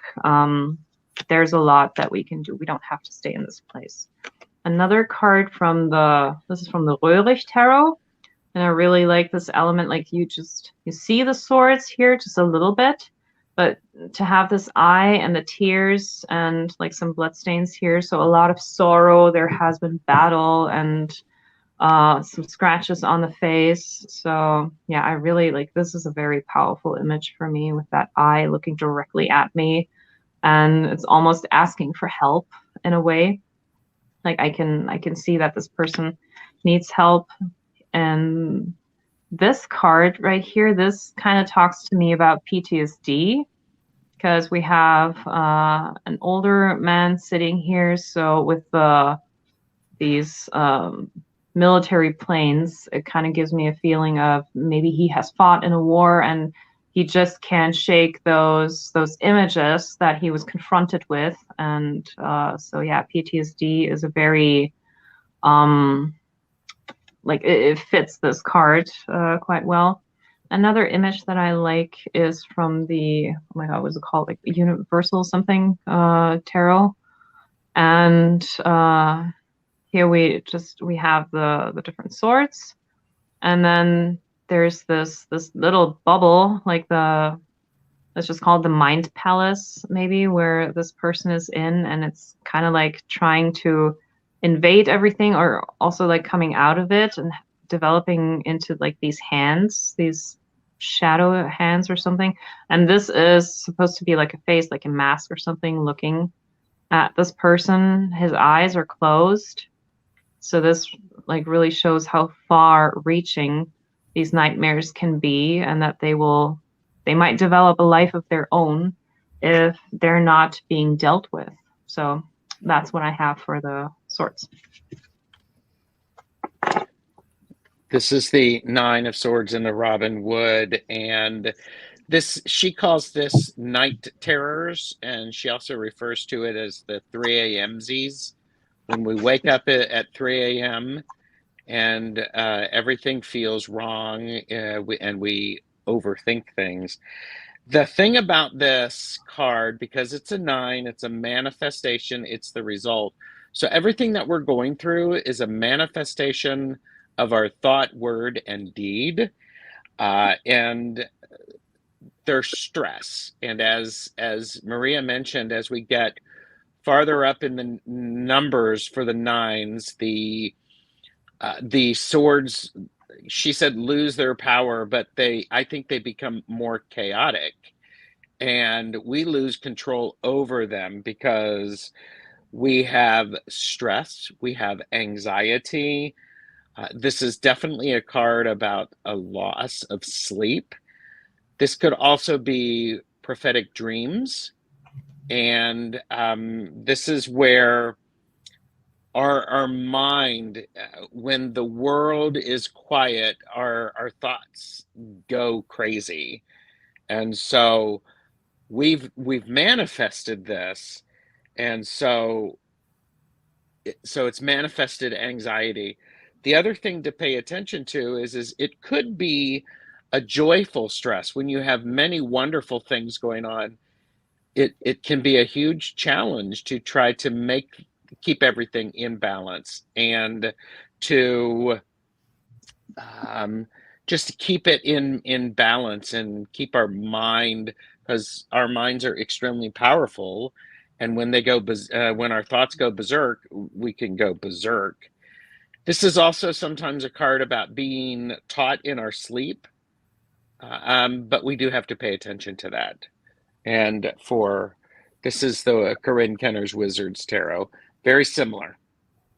Very similar. It's that these are our minds have gone. We have gone crazy with our minds. That the things that we're overthinking things instead of doing. So that's what I have. Okay. All right. I am going to expound on a few things that Maria said. I certainly agree that when we are at the 9 level, there is a capacity. What I'd like to bring to everyone's attention is, again, the number 9 has to do with the mind. Swords as a suit has to do with air, thinking, reasoning. So at this juncture, the 9 of Swords is double indemnity, double thinking. Yes, she's created this, and because her face is covered, she could be in complete denial. The other thing that we are seeing in all so far of the suits is that there is no border, there is no open end with all of the suits. We saw that with the cups, and we saw that with the wands. What is interesting about the 9 of Swords is we don't see the tips. To me, that indicates that this person doesn't know where to begin as far as her despair, her anxiety. And yes, her unconscious is waking her up at night, because someone in the panel did say that the universe isn't going to let you get stuck there. It's going to give you nightmares, vision, and dreams until you do wake up, literally. The other thing that's fascinating is going back to how was this created at the 9 level. If we look back at what is trinities, or what is the threefold process of manifestation, there are 3 numbers, 3, 6, and 9. Let's go back to what she was doing at the 3 level, or whoever it is.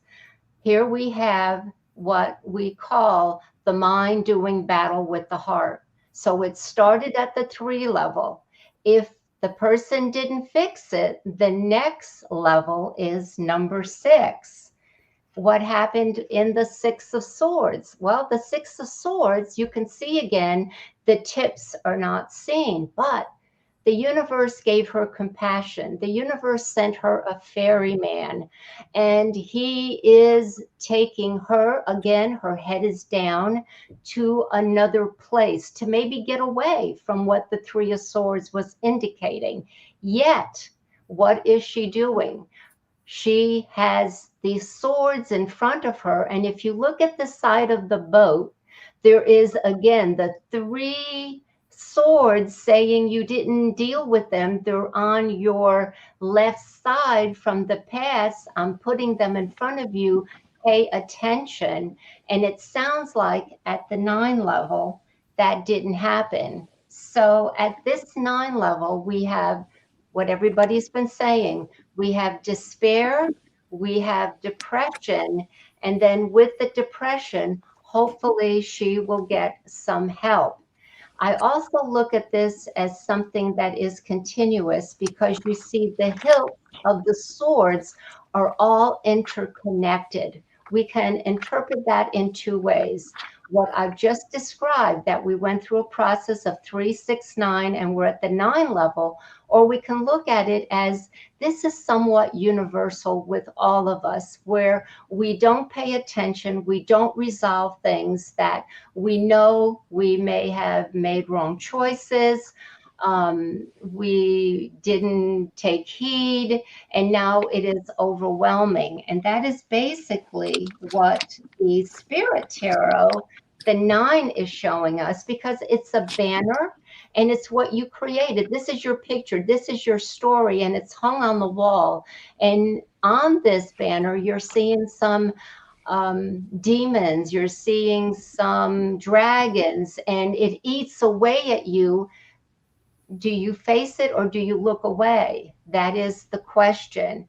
And then again, like Maria said, it takes a life of its own. This is very, very demonstrative, where even all of your riches or your possessions become to the point where they're not even joyful. You have fire, you have rocks. It continues up until you almost have to die to all of the past and then reawaken again, which I believe happens at the 10, well, in the 9 level, because now you're aware.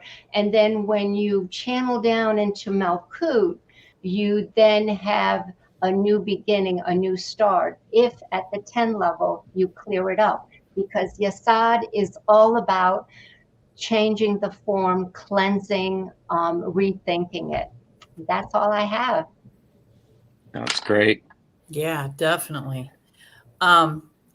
So back into the psychic tarot, they use blue for as representing air in our mental. And it kind of, what I like, this says suffering and silence. And I definitely think of the Mars and the Gemini, because when you're all in your mind and you've got, like a double mind telling you one thing, but yet you're battling with something else, that causes all that suffering and silence. And then of course, you go into yourself, and then it's instead of the swords being above her, she's laying on them. And in the Gilded Tarot, you got the moon, and she's in bed like the typical RWS. And I kind of think of what Gerald was talking about with the prophetic dreams. And then the journey into tarot, that's exactly what this one is. She's having a dream so powerful that it's something that when she wakes up from it, it changes her perspective. So, and that's kind of what this series is for, is to show all the different things that we can experience with each number and suit. So, and the moon is in there. So I love that. You've got swords is kind of depressing. And then when you flip it over, it's just the opposite. And I remember talking to you, Gerald, about you always pay attention to the hilt in a reading. And I think that's a beautiful thing. And I do that myself, just because you said that. It sticks. It's something that sticks with you. Yeah, it's good. Carla, if I'd like to add just a few little things, what you just said. Yes. Thank you. The 2 cards that basically are positive in the swords, because swords is such a suit of strife, is the 3 of swords, because those swords are going to come out of the heart. And also the 9 of swords, because then she is finally stopped thinking, recounting them and focusing on them. Again, I forgot to talk about her coverlet, which is that universal where the hilts of the swords are all connected. That means that this is sometimes a consciousness in our society, because that coverlet has every sign of the zodiac on it, in between the desires of roses. And we go from desiring things, wanting things, changing our mind, maybe not being happy with our zodiac sign, wishing for something else, but it talks about the universal consciousness of human nature and how sometimes we have to sit back and accept sometimes the unacceptable and do the best we can and know, as Maria said, that the universe is always going to bless us in some way and help us out of our darkness, our own pain. But we cannot focus on it continuously because it'll get the best of us. I love that. That's like wrapping everything that we said into this beautiful summary, Carol. Oh, Love it, Carol. Well done. Yes. All right. Now we're going to move on to the last card in this topic, and that is the 9 of Pentacles. Okay. So I'm going to show the 8 famous again. So here, no, this is the 8 and the 9. So we have now the Lord of Material Gain. And like in the 8, we see the hand coming out holding the rose stem. Again, we still have those 8 here, but the difference is here we only had 4 roses and the rest were empty. And now we have the roses everywhere. And here we even have some additional rosebuds, which is talking to us about that gain. And so we have the complete realization of, that gain. I'm just repeating that word. So this could also, like in the Golden Dawn, talks about a possible inheritance, for example, that can come in, treasuring of goods. Sometimes it even talks about theft because there's this one video that I watched recently, and it was talking about, or there was a billionaire speaking, and she was saying that the more money these people get, they get really greedy and they forget all of their compassion. So with more and more financial success, sometimes the humanity takes a backseat. And we have Venus in Virgo now. Here we have the Hermetic Tarot. So we have the Venus and Virgo. And this is actually very favorable because it is resulting in the gathering of goods, in prosperity, even popularity. And with Malkut's influence on Yesod, we have the it's fertilizing a firm foundation in this. And so in the initiatory Golden Dawn, this is what it looks like. She's actually cutting off one of the roses because they are in full bloom now. So she's going to take one of them with her. And in the RWS card here, we see a person who is out in nature in the garden, and it looks like she's one with nature. And she's also, like, there's this little snail crawling there. She's got the falcon and everything. And in order to be really one with nature, we have to accept everything that is in nature. That includes like the insects and snails and everything that's crawling and stuff like that, which, truth be told, is a bit difficult for me because there are some things in the apartment when they come in, I do get rid of them, not always in a friendly way. So yeah. There's also, of course, this feeling of abundance because she has this rich garden, and like there's all these grapes that are just ready to be harvested. And yeah, so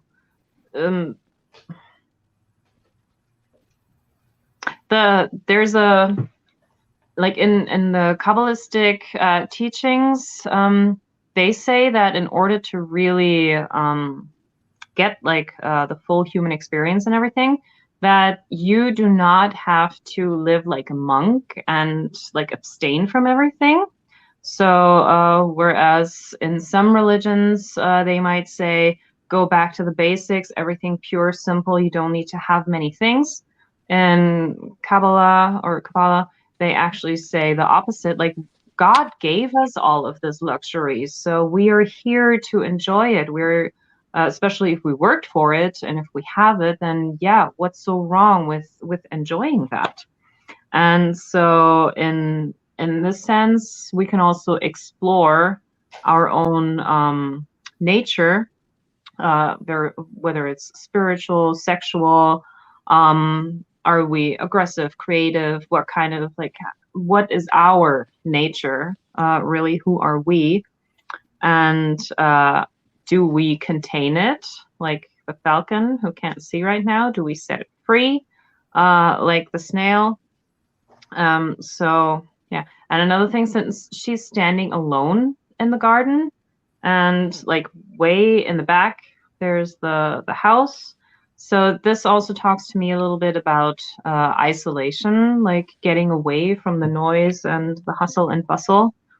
And the question is that good or not? But that's something that, depending on the surrounding cards, or like everyone has to decide that for themselves.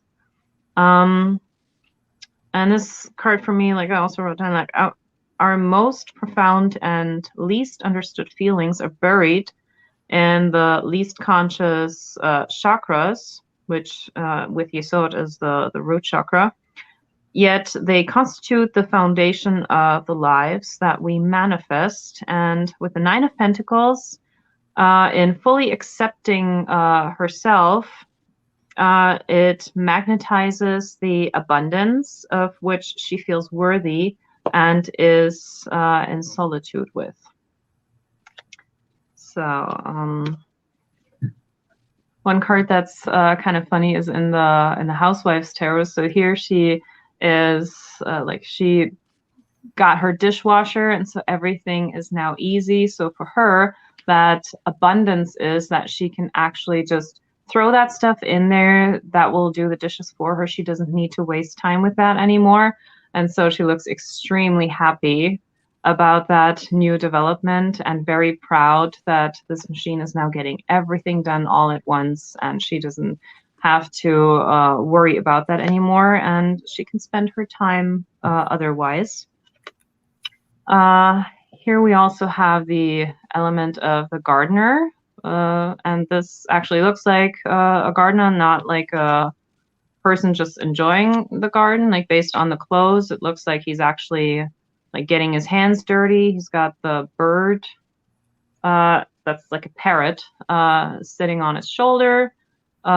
He just cut down some flowers from the garden, so here he's actually working with nature. In the Pagan Tarot, our witch, she is actually enjoying everything that she has manifested. So she has she's done her work, her rituals, and all the work through the other numbers to get here, and now she can sit back and relax, and her spells are working. She doesn't need to think too much about it. It's manifesting. She put that out there into the universe. And then one very pretty card from the Mystical Universe Tarot. This beautiful young lady here with all these pentacles surrounding her. And like her hair is going in between all of them. So also this element of like being one with nature, really immersing oneself in nature to really experience it and feel it. So that's what I have. This is the Nine of Pentacles on the Robin Wood, and then 9 in the Corinne Kenner's Wizards Tarot. Very, very similar. And with these cards, the nines, results, manifestation, and at some level independence. So the harvest is in, the results are in, and it's looking favorable. What you have worked on has come to fruition. This is also a card about solitary leisure and manifested independence. You're enjoying those things often. Depends upon, of course, where it falls in the spread and what cards are around it. This could be you're solid with money, your ideas, And this is the culmination or the self-fulfillment of what you've been working on. In this card also, I look at this as you are planting seeds for the next harvest also. And one of the things that I like to point out is when I look at the hawk, the head is covered, and so for me, sometimes I look at this and I say, these are instincts that are under wraps because you're holding things, you're containing them. And sometimes when I look at this card, this person is enjoying their leisure, and then other times there is a bit of confinement. So it is that progression. And this sometimes it's very practical, especially these days. Sometimes it's you're working from home. You're master of all of your environment. So but that's what I have for the Nine of Pentacles. Okay. When I look at this card, I do see fulfillment. It's called the financial security card. And what I would like to add to everything that Maria said is that, yes, she is enclosed in what she has worked to create all her life, which is the grapes, which has to do with abundance, and the vine, which is also symbolic of something being continuous. In the original Rider-Waite, her finger, where you see her on the left side holding the pentacle, has one of the vines wrapped around it. So she's tied to what she has created. And I also feel like there is some sadness here. If you look at her face, she is looking at the falcon. The falcon is hooded. And like Gerald just said, there is some limitations or some covering. The left side, which she's focused on so greatly, represents the feminine. She has now put in all her energy into taming the falcon, which indicates in the tarot good control of mind and thought, which is what has created this woman's wealth. But has she given up her own personal yearnings for maybe a different kind of life, a life where she had more intimacy? And I see that because her gown is having the glyph of Venus. Venus is the goddess of love. Her gown is also lined in the color red, as is the V-neck collar and her hat, which indicates thinking. Red is the color of passion, love, desire. And it seems like she's had to forfeit that in some way in order to have the security that she's surrounded with. And all of her effort now is on that hooded falcon, and her hand is gloved. So part of her left side has been tempered, has been sedated, hasn't been activated. And at the 9 level, she may be wondering if it's too late to change anything. And I would say, no, it isn't. But that could be what that card is representing. The other thing it could be representing is that she's without child, she's barren, and there's that feeling of sadness from that. We see the pentacles on her right and on her left. Yes, there's a total of 9, but there's 3 on her, again, mirror image, 3 on her left, and 3 and 3 make 6. That has to do again with the body, mind, spirit, the threefold method of creation. This woman has supposedly self-actualization. You also see that she is in the center, indicating that middle pillar with the 2 trees next to her. So she's centered in who she is, but there's still that feeling of sadness of maybe not being able to enjoy her life more intimately and more compassionately, of giving herself maybe to someone, or she is a widow. The last thing that I want to bring up, since we are talking about the two aspects of the conscious and the unconscious, of course, the tarot and the hermit indicating that, is in all the cards. If you really look at the Rider-Waite, I want you to see, I'm sorry, let me be more specific. I apologize.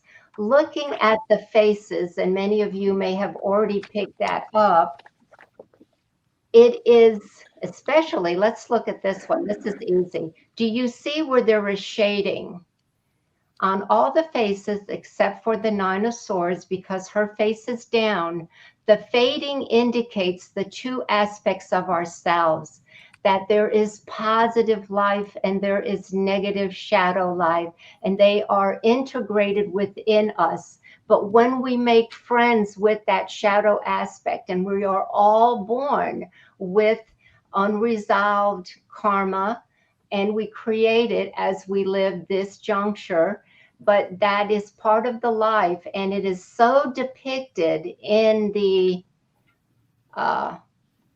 faces. Can you see it there?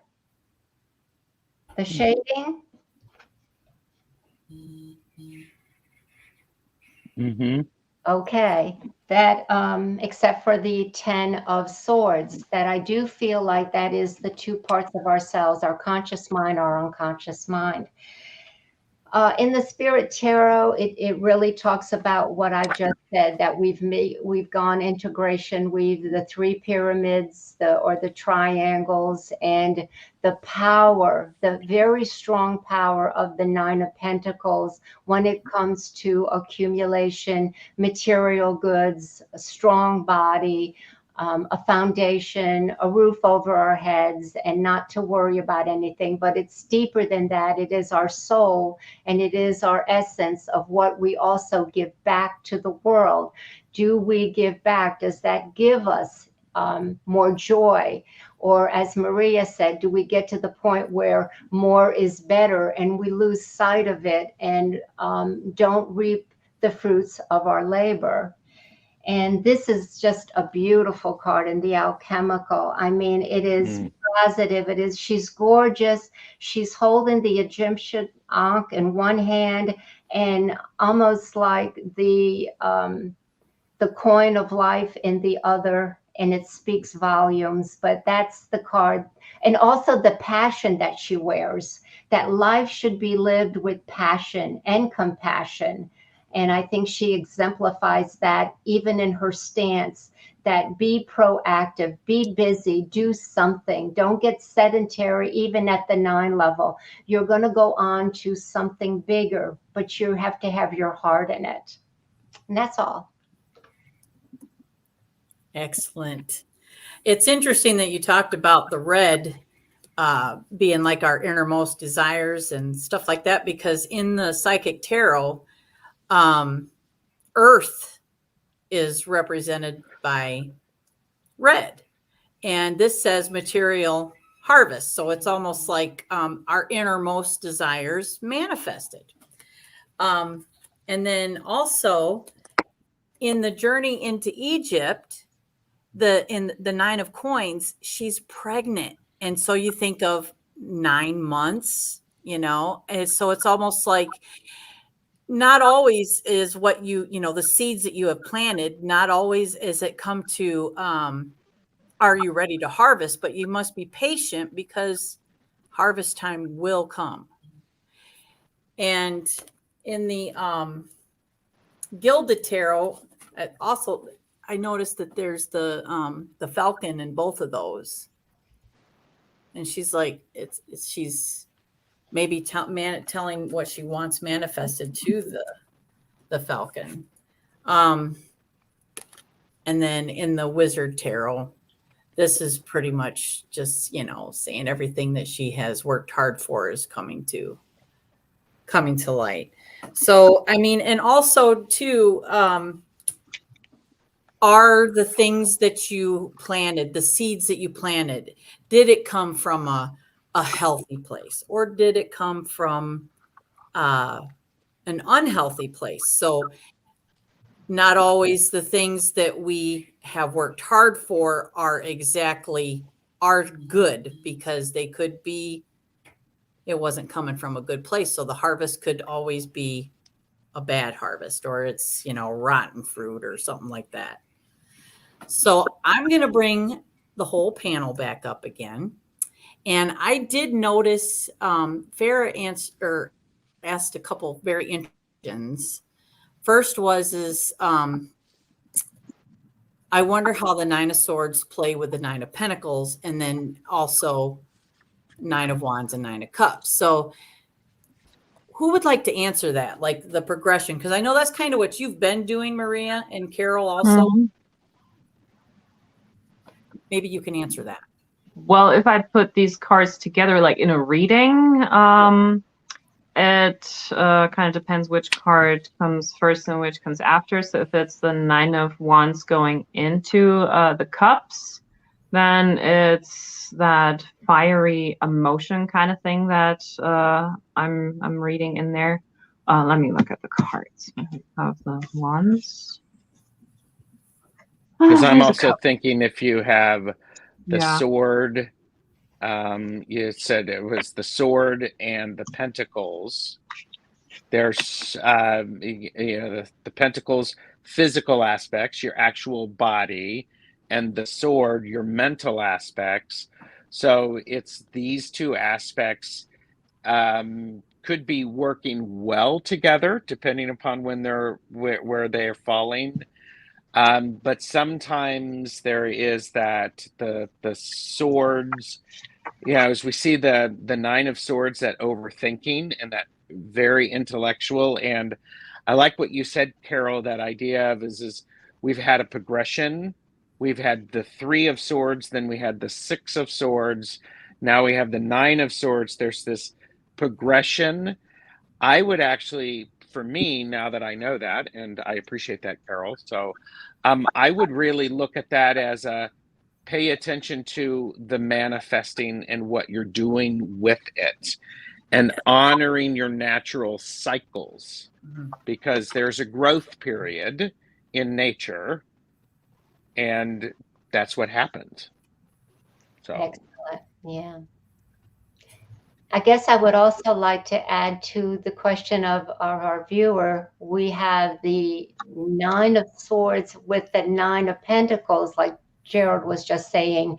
Sometimes the earthy energy of the pentacles, and that they're set in their ways, don't always invite the inspiration of the air element. It gets them out of their comfort zone. Things get scattered.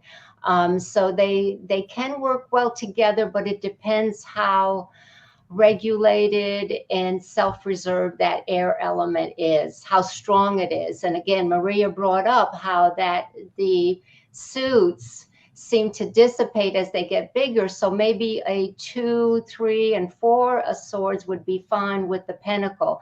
Anything after, or maybe too hard for the pentacle. Anything after that may be more conducive. Of course, you're talking about all the cards. I would like to say that I don't remember the other question. Was it water and pentacles, how it would work together? Wands and Cups. Wands and Cups. So you have fire and water, and that is karmic. I'll be the first to say anything, and then everybody can talk about it. That is a karmic relationship, and you have to have a contract and agreement, because water will be able to put fire out, and fire may not want to be put out. Water can take on many forms, and if the fire gets too hot, it will dissipate the emotions, the water of that person, and become steam and dust and evaporate. So there is complexities in them. But I have also found that people who marry their, what I call their opposites, usually have the most psychological repair and opportunity to get it right, because it is such a work that they both have to agree that we are opposite in our natures, but we can find a common way to work, because fire, Gerald may understand this, sometimes gets out of control. And if the water element knows just how much to throw on there to keep it contained, that individual does much better in life. And the water sometimes gets very complacent, lazy, maybe addicted. And if you throw a little fire in there, it's gonna say, oh, wait a minute, I've become a little too icy, too cold, and I'm warmed up by the compassion of my fire. And now I'm able to go and create something in the world. So that's what I mean by that. Awesome. I agree with that, because I'm a firm believer that water and fire in the perfect balance, it makes steam, and you can do a lot with steam. Oh, yeah. And I like how you said, Carol, it's water can be complacent. Water can go so deep that it's not moving, and then you need to get that heat moving, because that heat moving creates bubbles. And this is where, when these elements are in a beautiful balance, they supplement, they complement, they enhance the other, and I'm a firm believer they bring out the best in the others when it's an appropriate balance. And vice versa, too much water puts the fire out, too much fire burns, too much water on the fire extinguishes it, and it's a delicate balance. So and it's also those specific combinations, like the fire and the water. Like, one is very quick, the fire, and the water has patience. I mean, water can carve out an entire canyon, and it will just be very patiently doing that. And the same with air and earth. Air is very quick, earth is very slow. So in relationships, when you put those together, and when they do find the middle path, then that's beautiful. Wow. Yeah, that's awesome, guys. This whole like, when we talk about a certain number in the minors, and then we also are talking about the higher vibratory type frequency in the cards, which we go from the Hermit to the Moon, but they're all aspects of 9. So that's just doing this alone helps me to remember, because when you get down into the minors, then it's almost like it becomes more specific, and then you get bigger, and so I don't know if I explained that very well, but it does. Yeah, it does become more specific, but it also can be more complicated, because we're talking more practical rather than archetypical, where it's the feet on the ground approach. What does this look like in my daily life?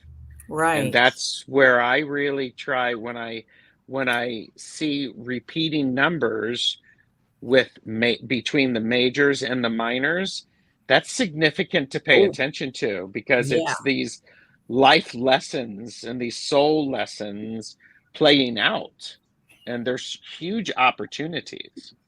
Absolutely. And I'm go ahead, Carol. I'm glad that you brought that up, because a lot of people don't put that much energy in understanding the minor arcana, because they think it is the mundane world. But when you're doing a reading, you're dealing with a client that lives in that mundane world, in those 4 elements. Yeah. And understanding them completely, as Gerald has said, it's a service to the person you're reading to. Yep. Absolutely. And if I'm going to give myself that shameless plug about the tarot the stash way, is the idea of, I've been focused on the minors, because there are more minors in the tarot in this tarot deck. There are more minors, and we do ourselves we miss an opportunity to get some practical advice. It's less up here, and it's more in front of me. Gerald, it's beautiful. Yeah, it's in the heart. Yeah, it is. It's in the heart, and then it's what we do with our hands. It's the manifestation of the things in that reading, and it's a big thing. So. Yeah. Also, when it comes to like the importance of stuff and like people not taking the minors as important as the thing, but if you look at this, like the minors are in the 10 Sephiroth here, and the majors are just the lines that connect them. So yeah, the minors are really important because they are the stepping stones on your way to connecting with the higher self, to ascension and everything. So don't neglect the minors. Absolutely. Yeah, it's like how do we go from one major to another? We travel the minors. Yeah. Yeah. That's the road. I mean, we've got this big map, but I'm going to write that down. That's the road, people, between the minors or between the majors. It's the minors. No. Absolutely. It's between the minors we travel with the majors. And I think Gerald, when he opened up the idea that in the 9 description and where he is through, I think it's the Morgan, what is her name, that you found where you could decide who your personality card in Mary Greer, right? Mary K. Greer. Mm-hmm. Right. That is who you are in the majors, and you take that and then you travel the 56 paths of the minor arcana. So yes, they're very instrumental when you understand who you are as the archetype of the major arcana, your personality and your soul, and then you watch how that interplays as you do readings for yourself or in the client that you're doing. When you understand who they are in the majors, and if they come out, then that reading becomes much more powerful. Absolutely. That makes beautiful sense, and I agree with you. Yeah. Well, I want to thank everybody that showed up in the chat today, and this panel is just this has been an excellent conversation. I would like to know what anybody has coming up on their channels before we leave. Maria? Well, in 2 weeks, we're going to have the episode 10 of the round table. So we're going to talk about all the 10s in the tarot deck. And I'm not quite sure if it's Saturday or Sunday right now. Just look for the announcement. And yeah, I'm really excited for that. What about you, Carol? You say Gerald or Carol? Carol, you have anything coming up? Okay. I think I'm good. I'm trying to see what the audience is interested in. And I did get a good feedback when I worked with the shadow.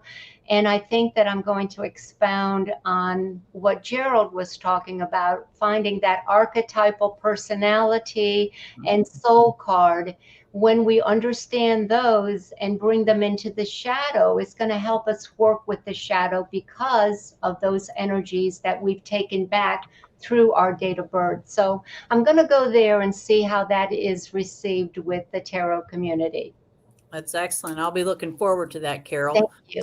What about you, Carol? I was just watching your shadow work video you just released recently. Yes, it was good. So, everybody go like and subscribe to her channel. Definitely. You will not be disappointed. She covers so much. It's wonderful. All of you have a great channel. What you got coming up, Gerald? Tomorrow I have a Pulp Tarot deck casual with Mystic Rose Tarot, Amy. Nice. And in the deck casual, and it's at 2 p.m. Eastern, and we look at the cards. We pick our favorites out. We pick ones we have questions about, and we basically just talk about the deck and what we enjoy about it and what we are learning. And then on Tuesday, Tarot the Stash Way at 4 p.m. Eastern, I have Heather on, and she is asking me questions as she's learning tarot. Yes. Thank you, Jonathan. So, and then I am with April from Tarot and Witchery on Wednesday, and so that will be enjoyable. Yes. So, excellent. Excellent. Well, pretty much what I got coming up is I am going to be chatting with Maria soon. And then I have Amber coming on for part 2. Without looking at my calendar, I think I'm going to have Carol in January, right? Isn't it January, Carol? Yes, it is. Yes. Yes. And I need to get Gerald on so we can have a nice chat. Mm-hmm. We All can do right, that. well, thank you, everybody, for coming and giving us your input. That's what this is all about. Like Maria said, tarot is like not black and white by any means. And for myself, who's fairly new, I keep saying that, but it's because I'm always learning. These talks help me to understand that there's so much more than just our standard meanings. And depending on where it falls in the reading and who you're reading for, it's just like, yeah. So, yep. And I think we're going to sign off, and I hope to see everybody at the next video. Yay. Or the next live. So Take care, everyone. Bye. bye.